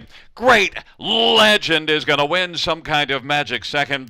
Then Warwier and Twilight Surprise. Great Legend, Rob, got on our watch list, and what did we do? We watched this race. We just watched them go to it. You know, if only we were smart enough to actually bet the ones that we say that we're going to circle for next time. Because I remember it. We both came out of it and said, you know, couldn't believe the horse went off such a big price last time because of that effort. Lifetime debut over a half-mile service at the Raceway. And then look at this today. I mean, it gets away in the 2-hole again, right? Tactical speed, so important. Also important for him is minding his manners. He does that tonight. Gets behind one that we were concerned might get leg weary late. Warwier, she's been coming home, with pretty slow quarters, and Great Legend just coasts by, and you could see Some Kind of Magic was never ever going to get to him. I mean, he popped the pocket early for a reason, and that was because he was just going to roll right on by. So 3-1 on the board, but I think that plays out even bigger in the pick 5, the late pick 5, because we were both intent on using the 3 and 7. I think many others were too. They took all the support vertically, and I think they're going to have it horizontally as well. And note the inquiry pertains to the break-in strata for Twilight Surprise. So an inquiry on the break-in for Twilight Surprise. And yeah, Andre Goy was sitting pretty chilly in the bike coming to the finish. Some Kind of Magic dropped all the way down to 4-5. Warwier actually at least raced much more solidly here, did eventually tire, but it was a much better effort. At least now Warwier can build off of that one compared to that last race. Yeah, it can build off it. I mean, I'll be honest. I thought that she'd be the favorite, and we were going to get value on Some Kind of Magic 4-5 from post 7. That's some heavy support rolling in late. Warwier can build off it, but that was a pretty big second quarter breather. I thought when that flashed up that it was race over, and that ended up certainly helping Great Legend, right? If she ends up tiring like she did. So, but yeah, interesting going forward from this. Great Legends, put some nice efforts together. Now gets to the winner's circle for the first time. Back in front of us is 5 Great Legend, a 3-year-old Archangel Bay Colts, owned by Gino Toscani. Andre Goy is the trainer and the winning driver. It's the first win for Great Legend, 202-3.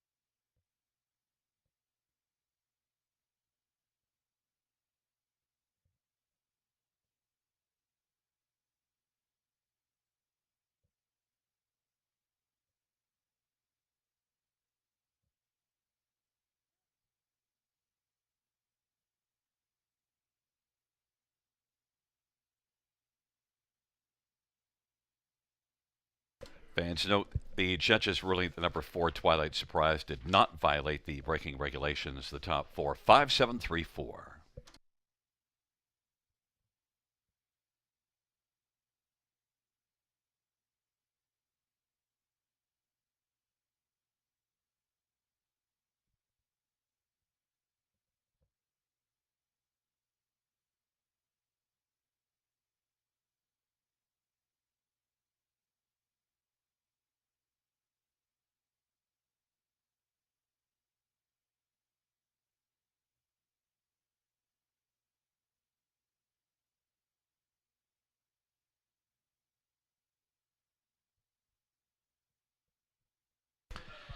Sixth race payouts, 5 Great Legend, $8, 320, 260. 7 Some Kind of Magic, 240, 210. 3 Were We Yay, 250. $2 Exactor, 16, $30 Try, 2050. Dollar Super, 120, 110.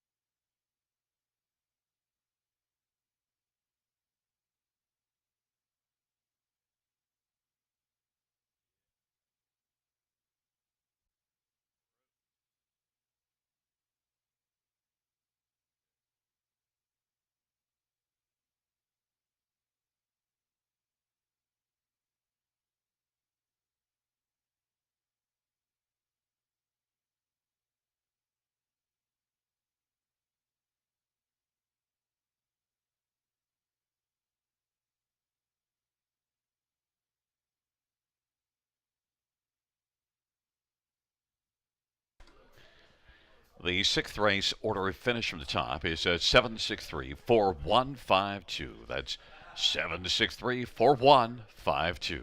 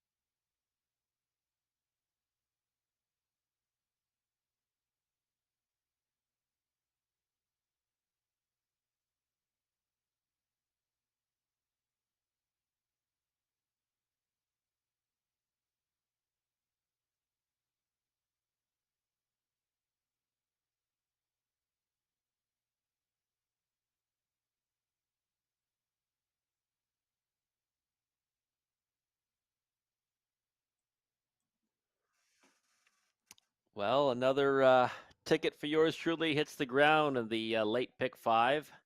But the good news is we've got one more of the bigger multi-leg wagers left, and that is the late pick 4, low takeout, 15%. And the good news is tonight, I always try to keep them affordable.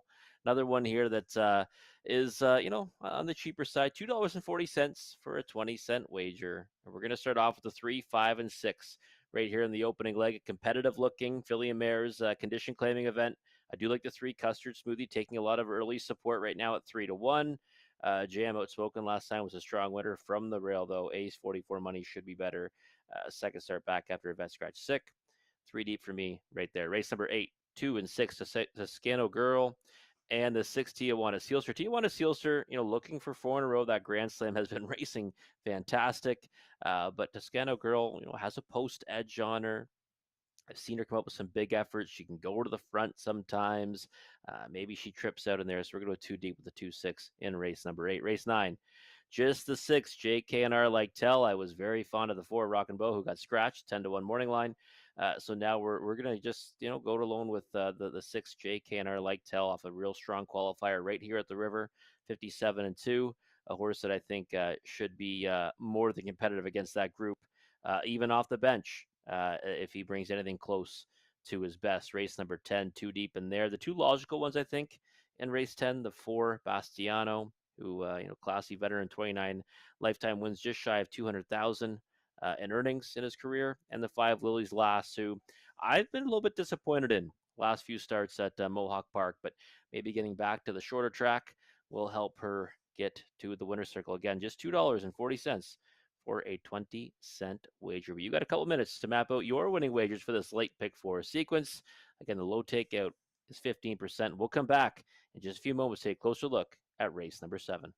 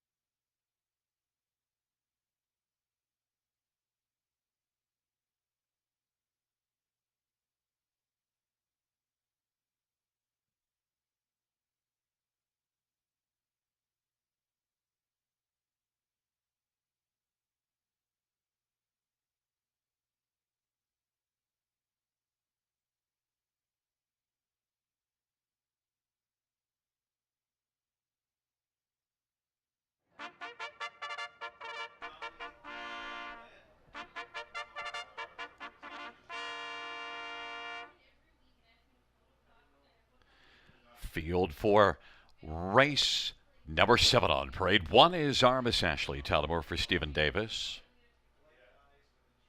Number 2 is Jackie Davis, Daryl Thiessen for Patrick Bissett and Gary Stoddard. 3 is Custard Smoothies, Samuel Filia for Craig Gilmore and Dana White. And number 4 is Ribbon Ridge, Tyler Borth for Bud Sinclair and Ross Holmes.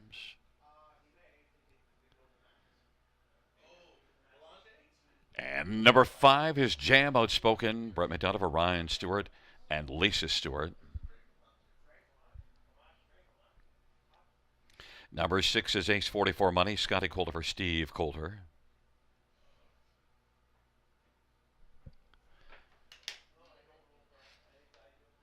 And number 7 is Ms. Megan Sparkle, Ryan DeRoche for Shayna Toll. Field of 7, race number 7, fillies mares to kick off the Big Four. Going behind the gate shortly. Let's get a look at this field. And Rob, you went to 3 Custard Smoothie at 4-1. You know what I held against this mare was the 3 wins in the past 48 starts. But she scares me because she's in cheaper than she's faced in a long while. Yeah, I mean, I've got no problem, looking at one and saying, a little bit camera shy. But I do think that, you said it. I mean, this is a much softer group. I mean, look at 3 back. She's racing against Catch and Ace and Layla Blue, finishing third of those ones, only beat just less than 2 lengths. Even Sport Judges and Salzburg Jesse 2 back. Last time beat a wide margin to Salzburg Jesse at big odds, but I'm willing to forgive her for that one. And she looks really good on the track right now, buzzing around for Sam Filion. And you know what?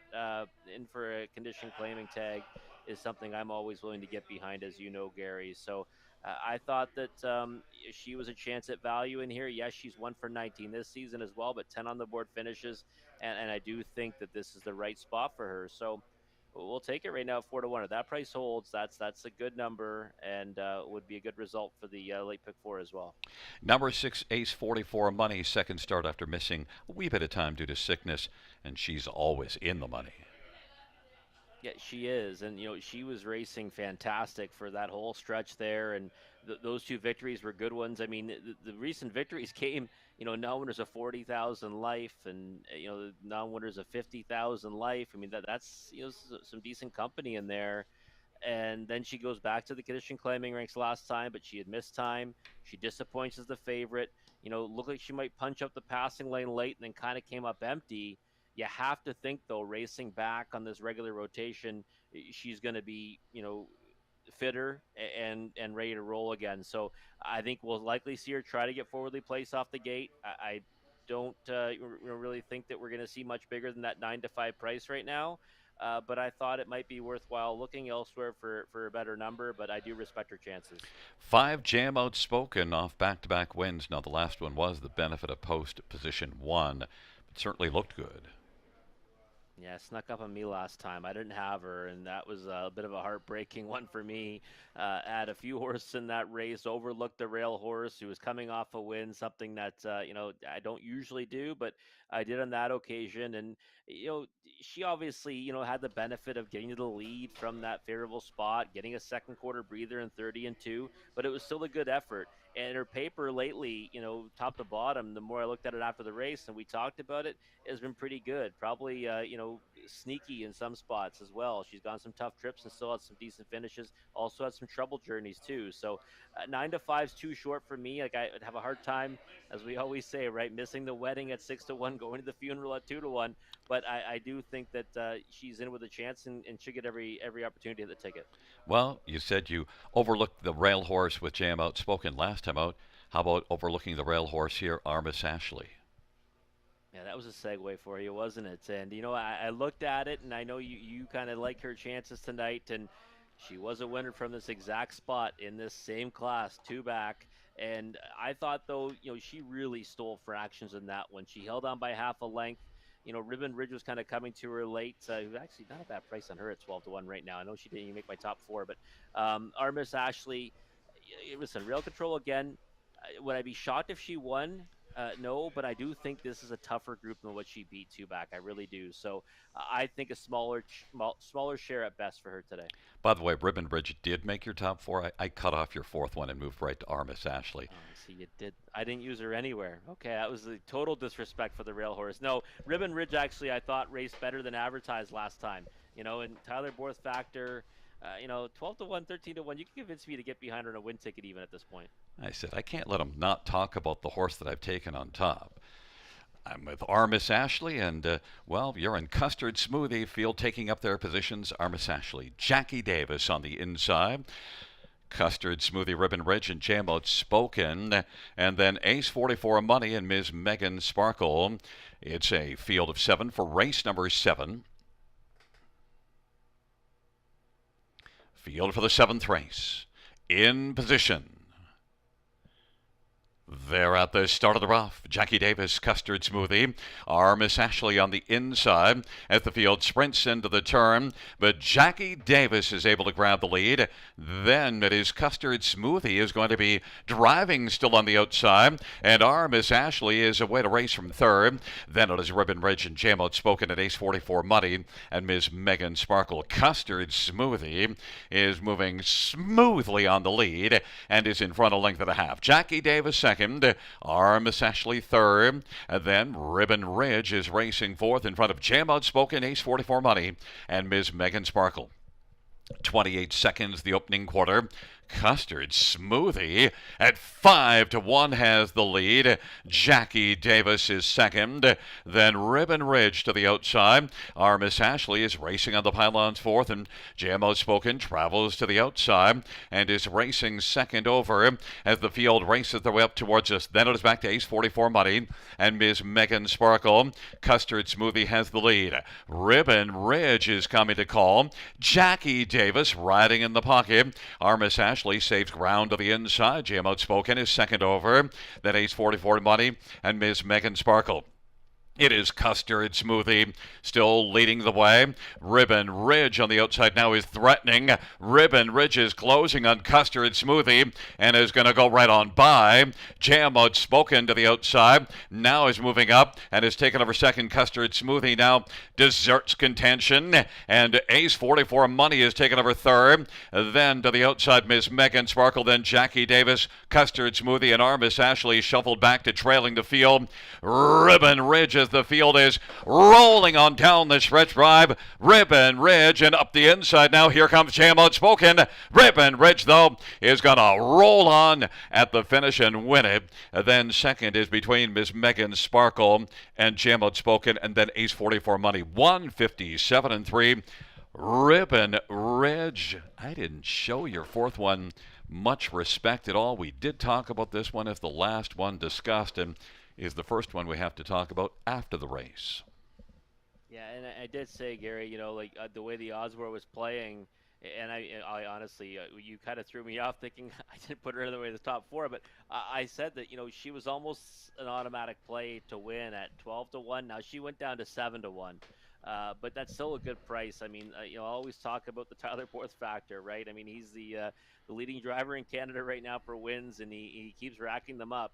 And another nice one here. I mean, he's driven this one before with success. I remember even he drove this horse in the final of the Kin Pace last year. Didn't have much of a chance in there from post 7, but he gets along well with Ribbon Ridge, and she gets the job done at a big price here, and it's going to be another nice knockout, right, in these multi-leg sequences, because we had multiple horses take support here, and Ribbon Ridge, got overlooked throughout most of the betting and still went off at 7 to 1. Well, and you know what? Ribbon Ridge did deserve some respect because second beaten half a length 2 starts ago. Last race, a lot of that is all about post position 7. Yeah, it is, and there was a little bit of vigor on the end of that mile, which we've seen from her before, and then she usually comes forward off of it. So, post 7 out of post 4, Tyler Borth back in the bike. I mean, there was definitely some boxes being ticked there. I mean, listen, my fourth choice in the race, I went 3 deep in the multis and didn't use her, so I've got some explaining to do to myself here, but in any event, a nice return for her backers. Well, we have had a couple of chalky nights leading into tonight, but this is not at all what you'd call a chalky night, and we get Ribbon Ridge back in front of us at the tune of 7 to 1. Ribbon Ridge is a 4-year-old Art Speak bay mare, owned by Ross Holmes and Bud Sinclair. Bud Sinclair is the trainer. Tyler Borth, the winning driver. Second win this year, third lifetime, Ribbon Ridge.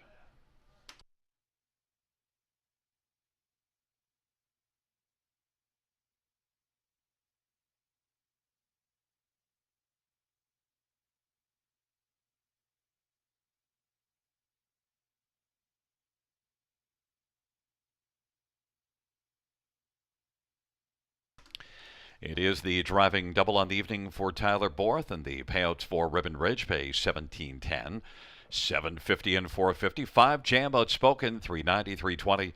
7 Ms. Megan Sparkle, $13. $2 exactors, $71.50. Dollar try, $408.70.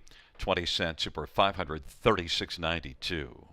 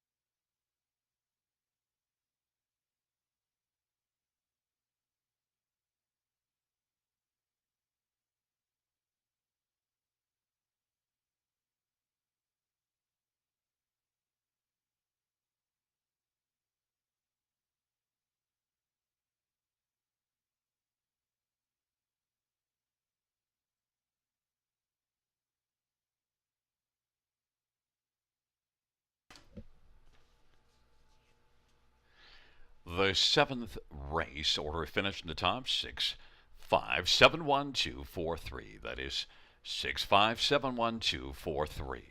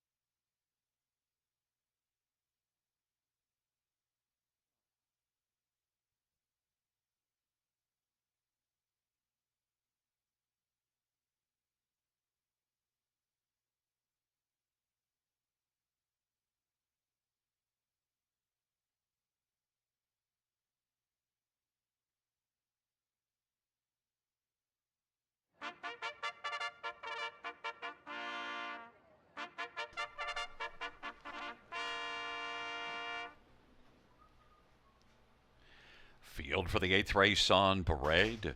1 scratch, 2 Toscano Girl, Jay Harris for Caitlin Graham and Cheryl Cherry. And number 3 is Bulldog, Bruce Richardson for Paul Meekins and Saltwater Stable. Number 4 is Downstairs Party, Garrett Rooney for Cassidy Schneider and Colonel Schneider Jr. 5 is Jayport Roadrunner, Tyler Borth for Bill Borth and Karen Sparling.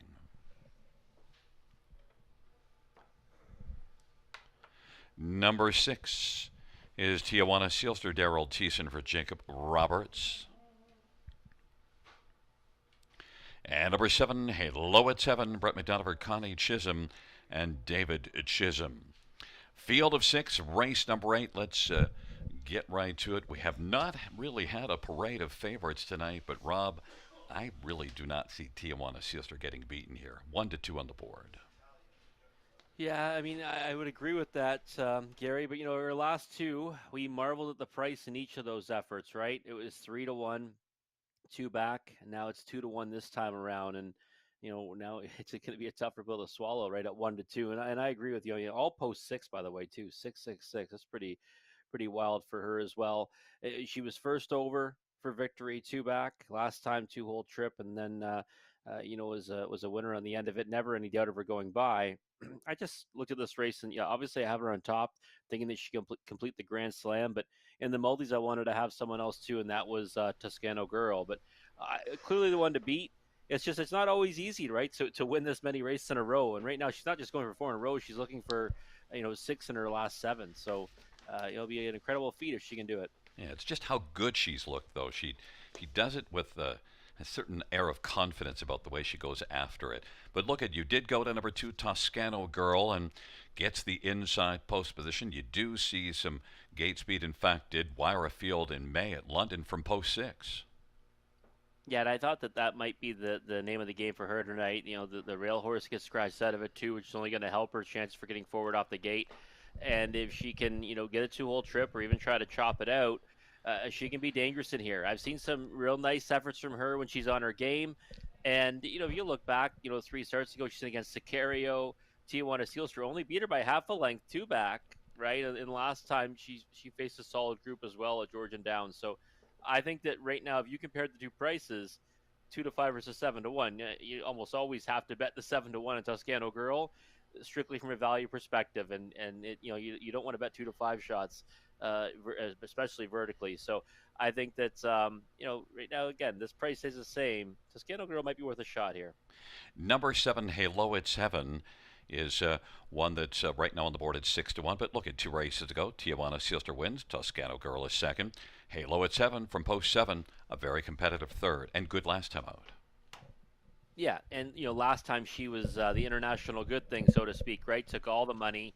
She opened off as the favorite, and the money just kept coming for her the entire way through the betting cycle. She went off at 3-5, had rail control after a good effort from post 7, and after getting a middle half of almost a minute, she couldn't hold off Tijuana Sealster. So now she shifts back out to the post 7, and I'm thinking, okay, well, there's no reason to think she's going to get the better of her this time around, but she can still get a piece of it. She showed that 2 back from this starting spot. So I like her somewhere on the ticket. I just can't get too excited about her on the business end of it. Well, Tyler Borth upset things last race with Ribbon Ridge. Can he do that here with Jayport Roadrunner? He's having a big night at the river, and this is a nice horse that he also trains and owns part of as well. And I've been a fan of Jayport Roadrunner, especially last season at the Raceway. Has hit the board in 3 of his last 4 last time out, trailing post, now nose back on gate, right? That's always a positive. You kind of forget sometimes these horses. Sometimes they don't like, falling one out of there. So I think he can get a big piece of it, but I think bottom end of the try or super. Well, Tijuana Sealster is getting the affection of the players as we expected. 3-5 the board. Toscano Girl, Bulldog on the inside. In the center, Downstairs Party, Jayport Roadrunner. To the outside, Tijuana Sealster, Halo at 7.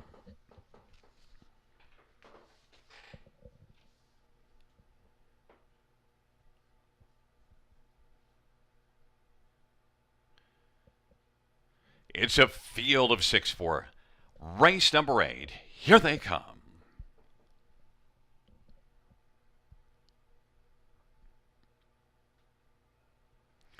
Field for the 8th race is at the start, and they're off, and Bulldog, Toscano Girl, Halo, it's Heaven from the outside, is going to sprint out hard. Halo, it's Heaven from an outside post, keeps on driving and wants to try to make it to the front. Toscano Girl with inside advantage, but Halo, it's Heaven. Hello, it's Heaven is going to take the lead. Toscano Girl is second. J-Port Roadrunner third, then Bulldog. Tijuana Silver second from last, and Downstairs Party is trailing the field. Toscano Girl is going to reclaim the lead now. Halo, it's Heaven is right there sitting in the pocket. J-Port Roadrunner third, then Bulldog. Tijuana Silster is second from last, and Downstairs Party is trailing the field. 28 into opening quarter. Toscano Girl's got the lead over Halo, it's Heaven. Quickly moving up on the outside. Tijuana Silster now is surging up on the outside and wanting to pull up into contention.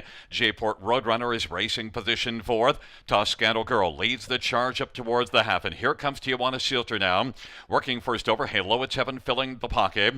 Downstairs Party is second over fourth, then fifth to the inside is J-Port Roadrunner, and Bulldog is now to the outside, three to the inside, three to the outside, and it is Toscano Girl who's got the lead. Tijuana Silster got away second from last, but now is second as they race into the backstretch. 59 and 3 halftime.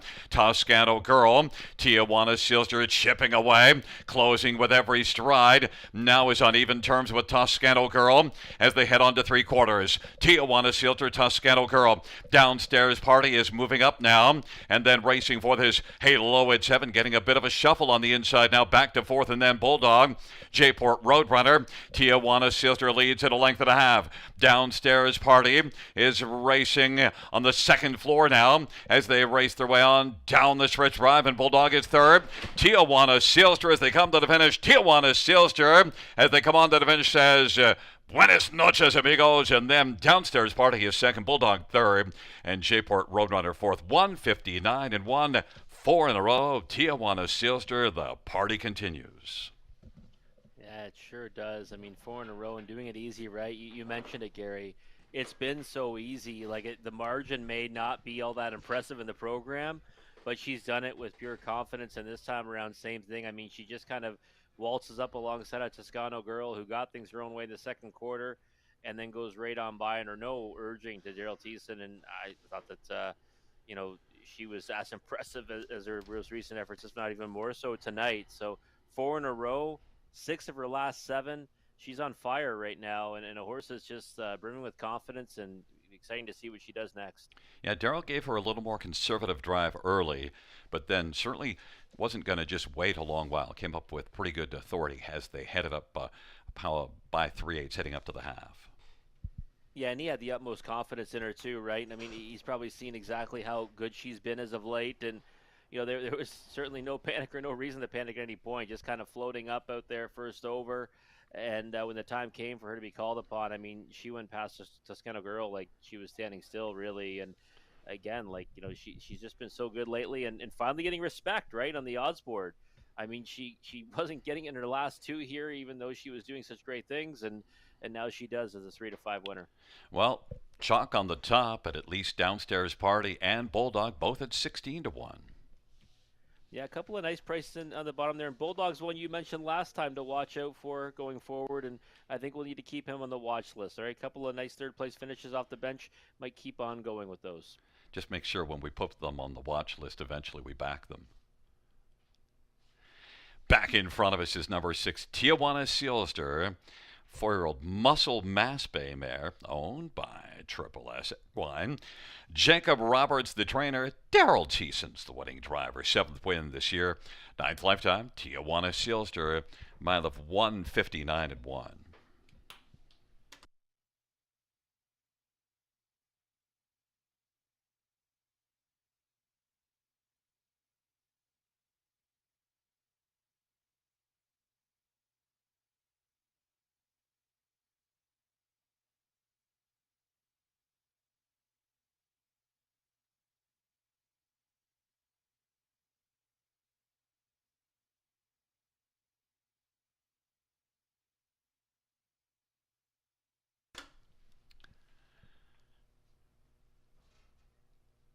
Eighth race payout 6 to Tijuana Sealster. 340, 270, 264. Downstairs party. 828, 873. Bulldog 570. $2 exactor 50.50. Dollar Tribe 206.35. Dollar Super 638.80.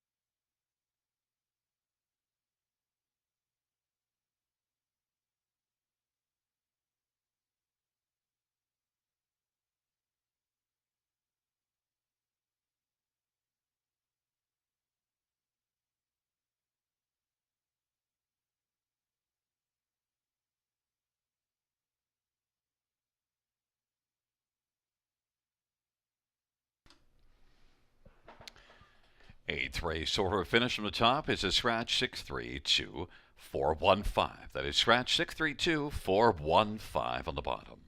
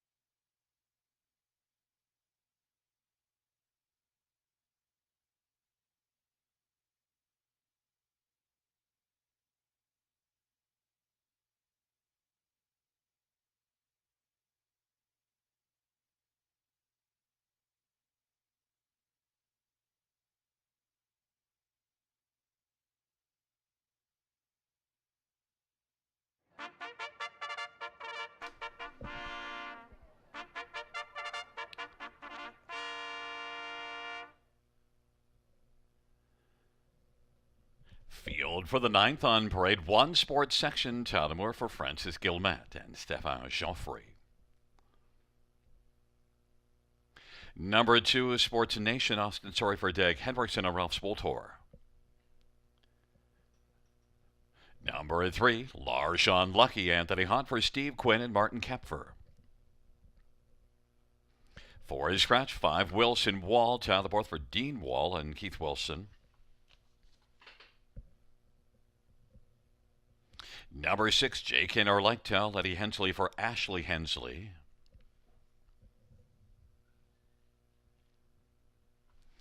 And number 7, maintenance man, Garrett Rooney for Cassidy Schneider and Carlos Schneider Jr.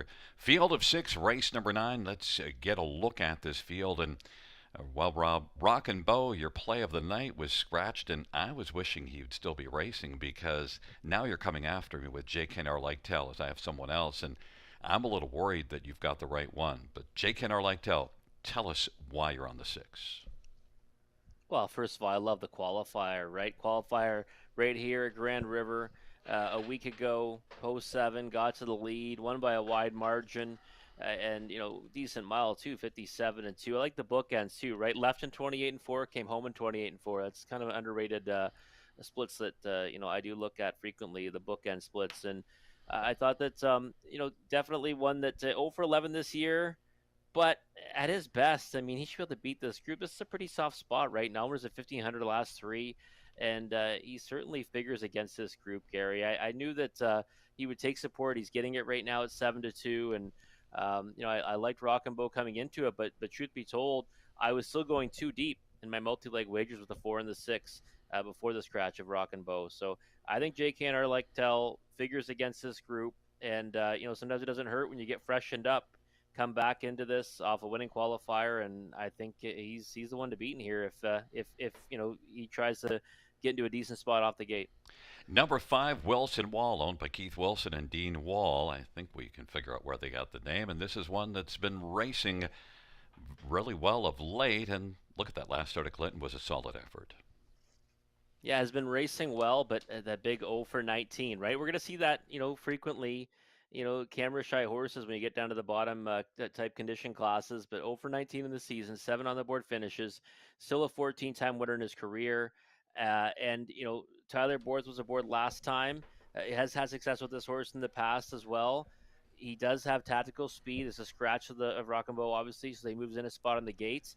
And I think that, he's a threat in here to potentially, try to go, down the road if he can make the lead off the gate. So Wilson Wall is one that is versatile too in his racing style. He's a horse that I've been fond of, but again, that 0 for 19 in the win column. I mean, my top 2 choices combined 0 for 30 this season.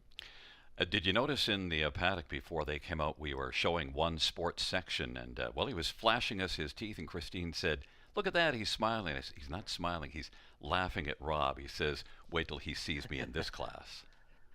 Yeah, well, I mean, I think he's in with a chance. I guess the one thing I would say is, Nalman was a 3 last time, right? I know Calden's sick now. I'd probably be in Calden's 6th corner against this group, and he was beaten 7 lengths to that one. Before that, Nalman was a 60,000 life. I will typically go with horses that are more accomplished in their career in these spots than the ones coming out of lifetime non-winners classes. And that's just something that I try to stick to in handicapping, unless it's a real special horse. When they go to like the non-winners of 3, whatever last 3, if they fit other lifetime conditions still, I'll usually go with the ones that don't fit those ones, like Jake Hennar-Lyghtel with 163,000 made, or Wilson Wall with 100,000 made. So real control, think he has a chance, but I don't know if he can go with those 2 if they bring their best. And then who's your 4th one? Because I only have your top 3 here. I added in Larjan Lucky, the 3. Last time was a decent fourth, at Georgian Downs. I mean, Redneck Jim was in there, high flying Jamie, flashy dude. It was a short field, but before that, went a long way in the lead, a couple races in Sarnia. I think that this one might just be able to get out way on the gate and send the pylons and get a piece of it. Well, I want to see if Sports Section was right to be smiling before the race, or if you end up with JKR like talent, like how that one ends up at the finish. It's Sports Section, Sports Nation on the inside of the center, Large Unlucky, Wilson Wall to the outside, JKR like Tal, and Maintenance Man. Field of 6, the 9th race. Here they come.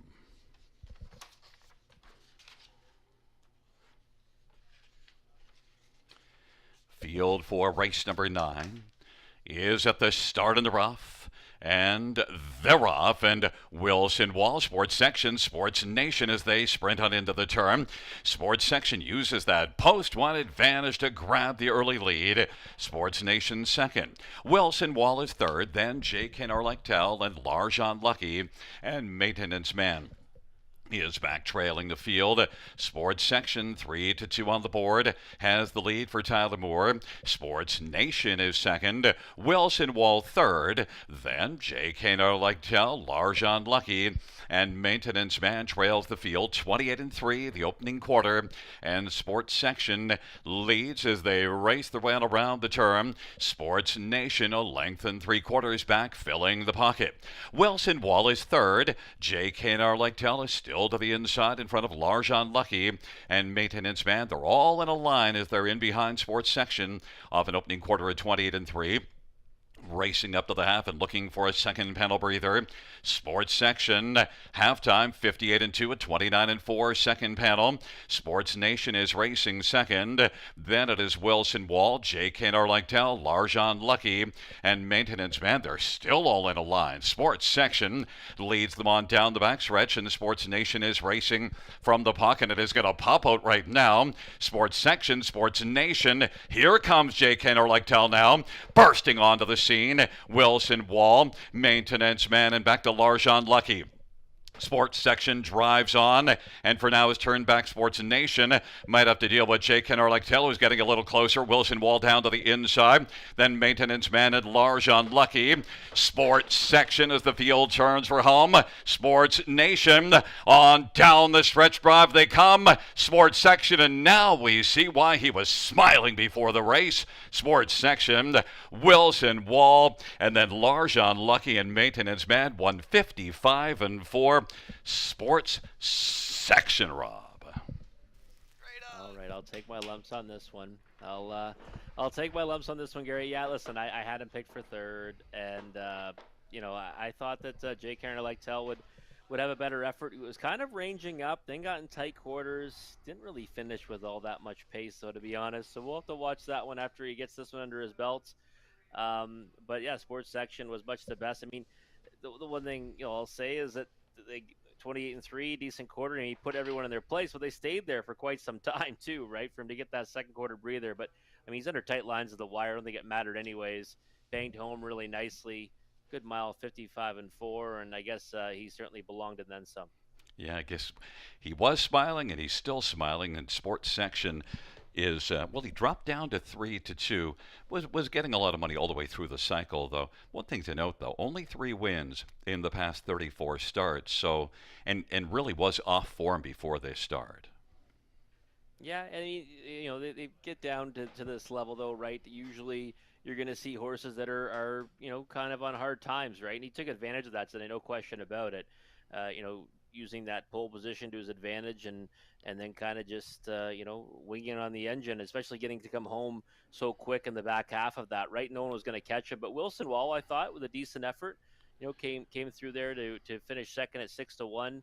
And I thought that he's one to tap for next time as well. Maintenance Man from the outside draw as well, one that hits the board with frequency, but kind of got overlooked in the odds board. Sports Section coming back in front of us is a 4-year-old sports rider bay horse owned by Francis Guillemette and Stéphane Joffre. Francis Guillemette, the trainer, Tyler Moore, the winning driver, 3rd win this year, and the 5th lifetime. Sports Section, 155-4.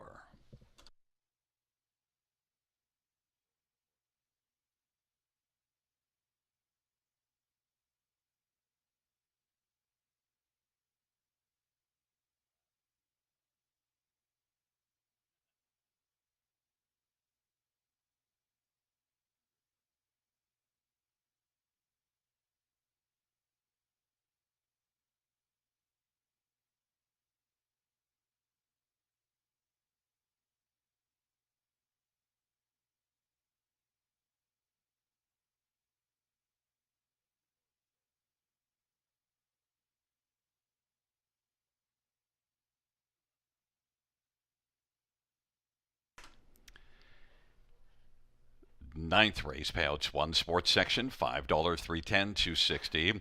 Five Wilson Wall for 93.47. Maintenance man 460. $2 exactor $19.80 try 56.30. Dollar super 126.05.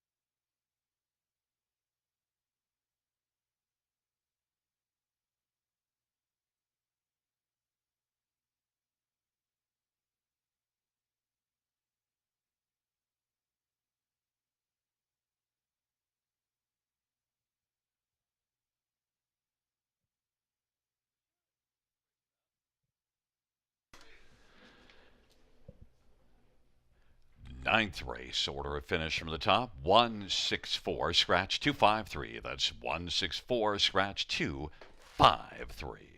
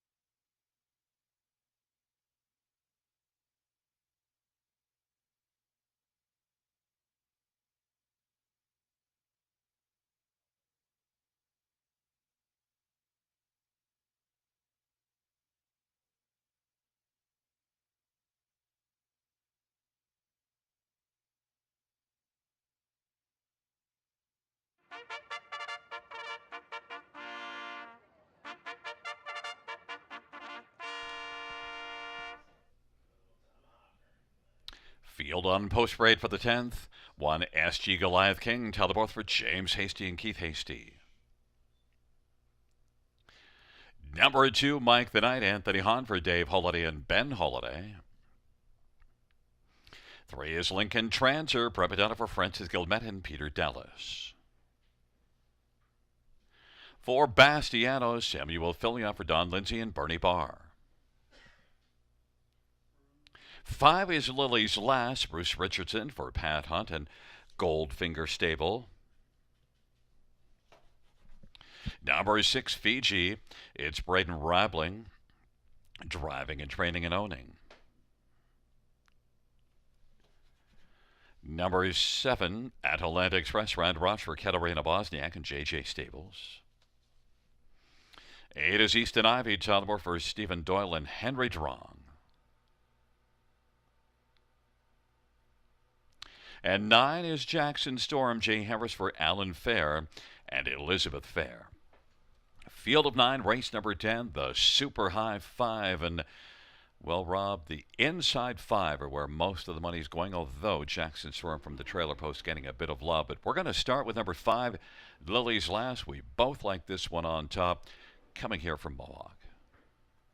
Yeah, and coming from Mohawk Park, and one that I've had on top a couple of times in her last 3 on the big track, and it hasn't worked out for her, right? She was third at 17-1 on May 26th at Known as a 2000 last 3. That's the bottom condition class at Mohawk.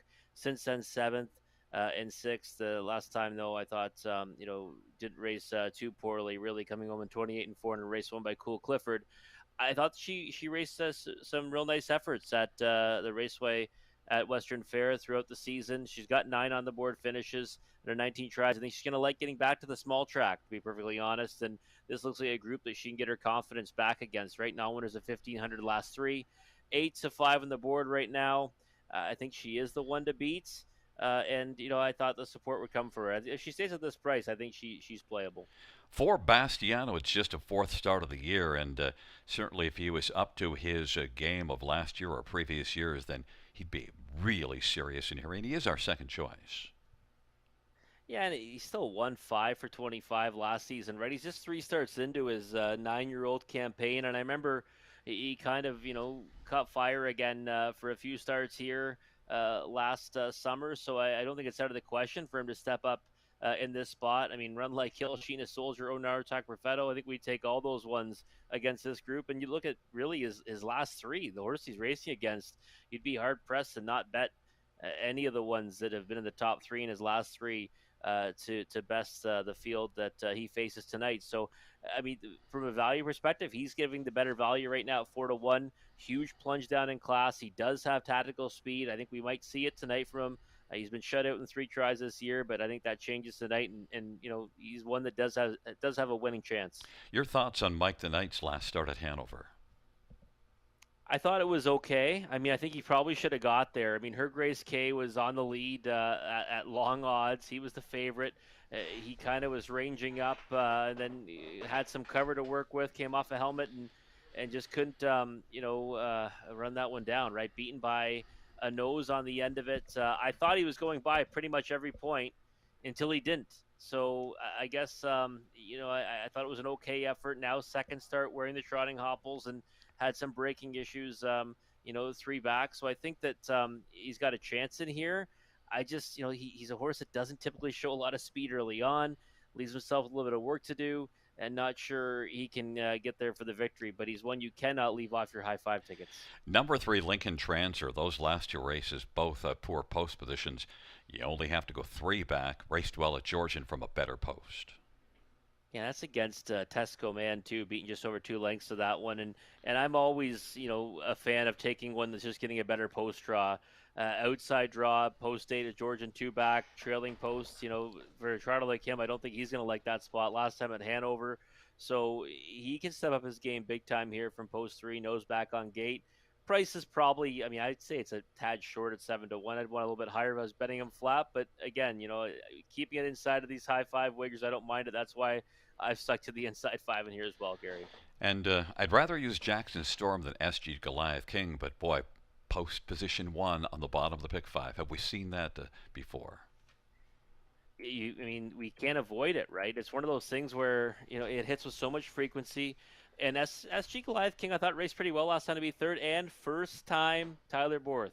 So that's been something that's played out pretty well, and I think he can definitely get a piece of it. Well, I did use Jackson Storm up in 4th on my ticket, but he does have that trailer post problem.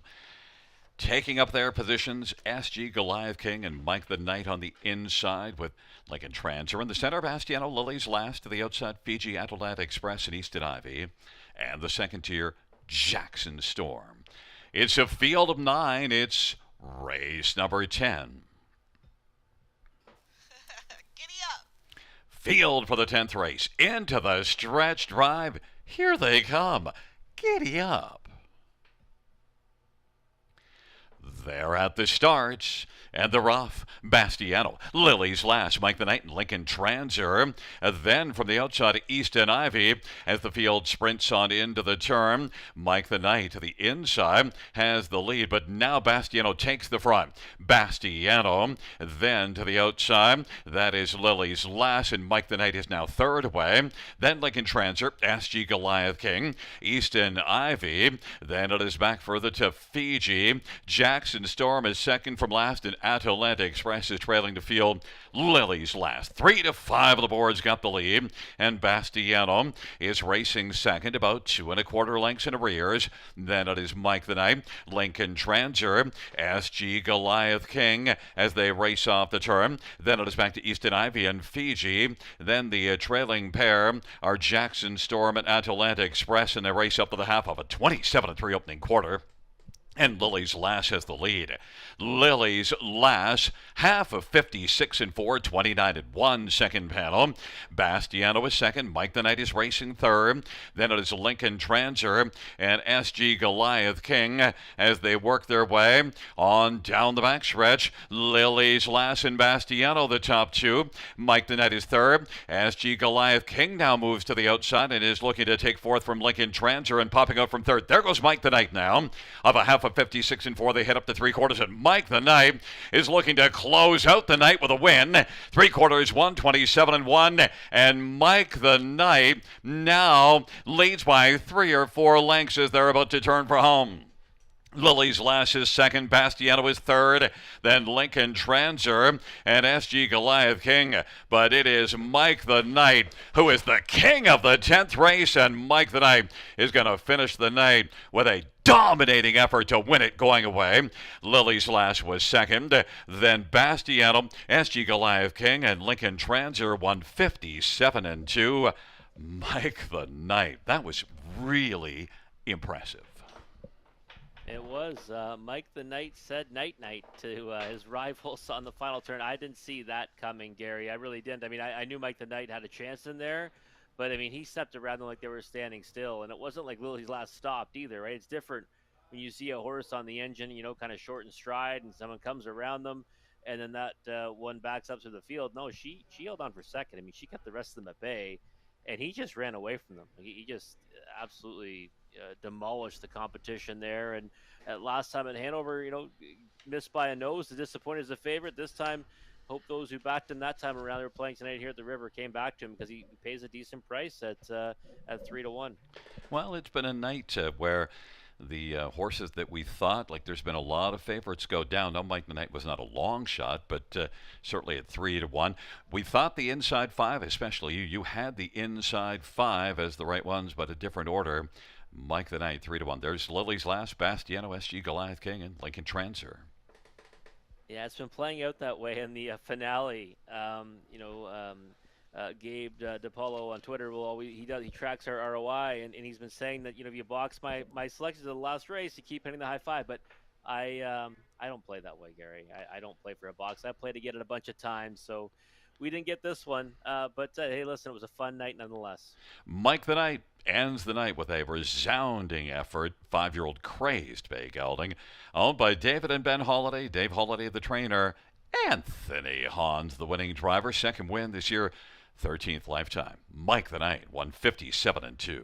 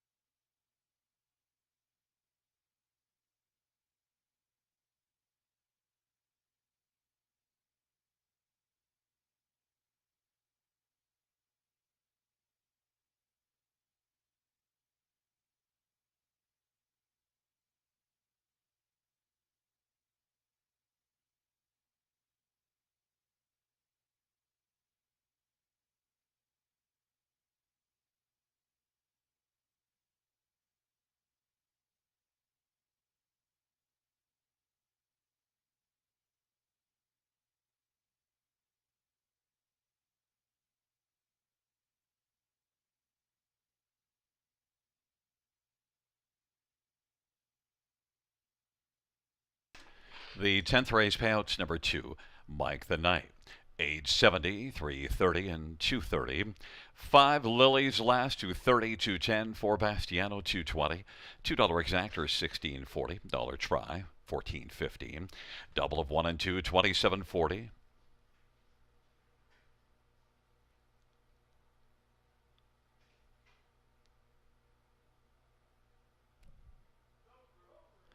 Dollar pick 3, 1970 on 3 of 3.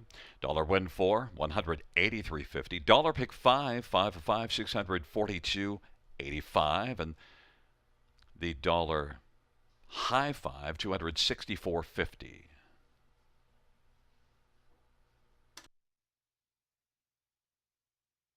Note the 20-cent high 5 is 52.90.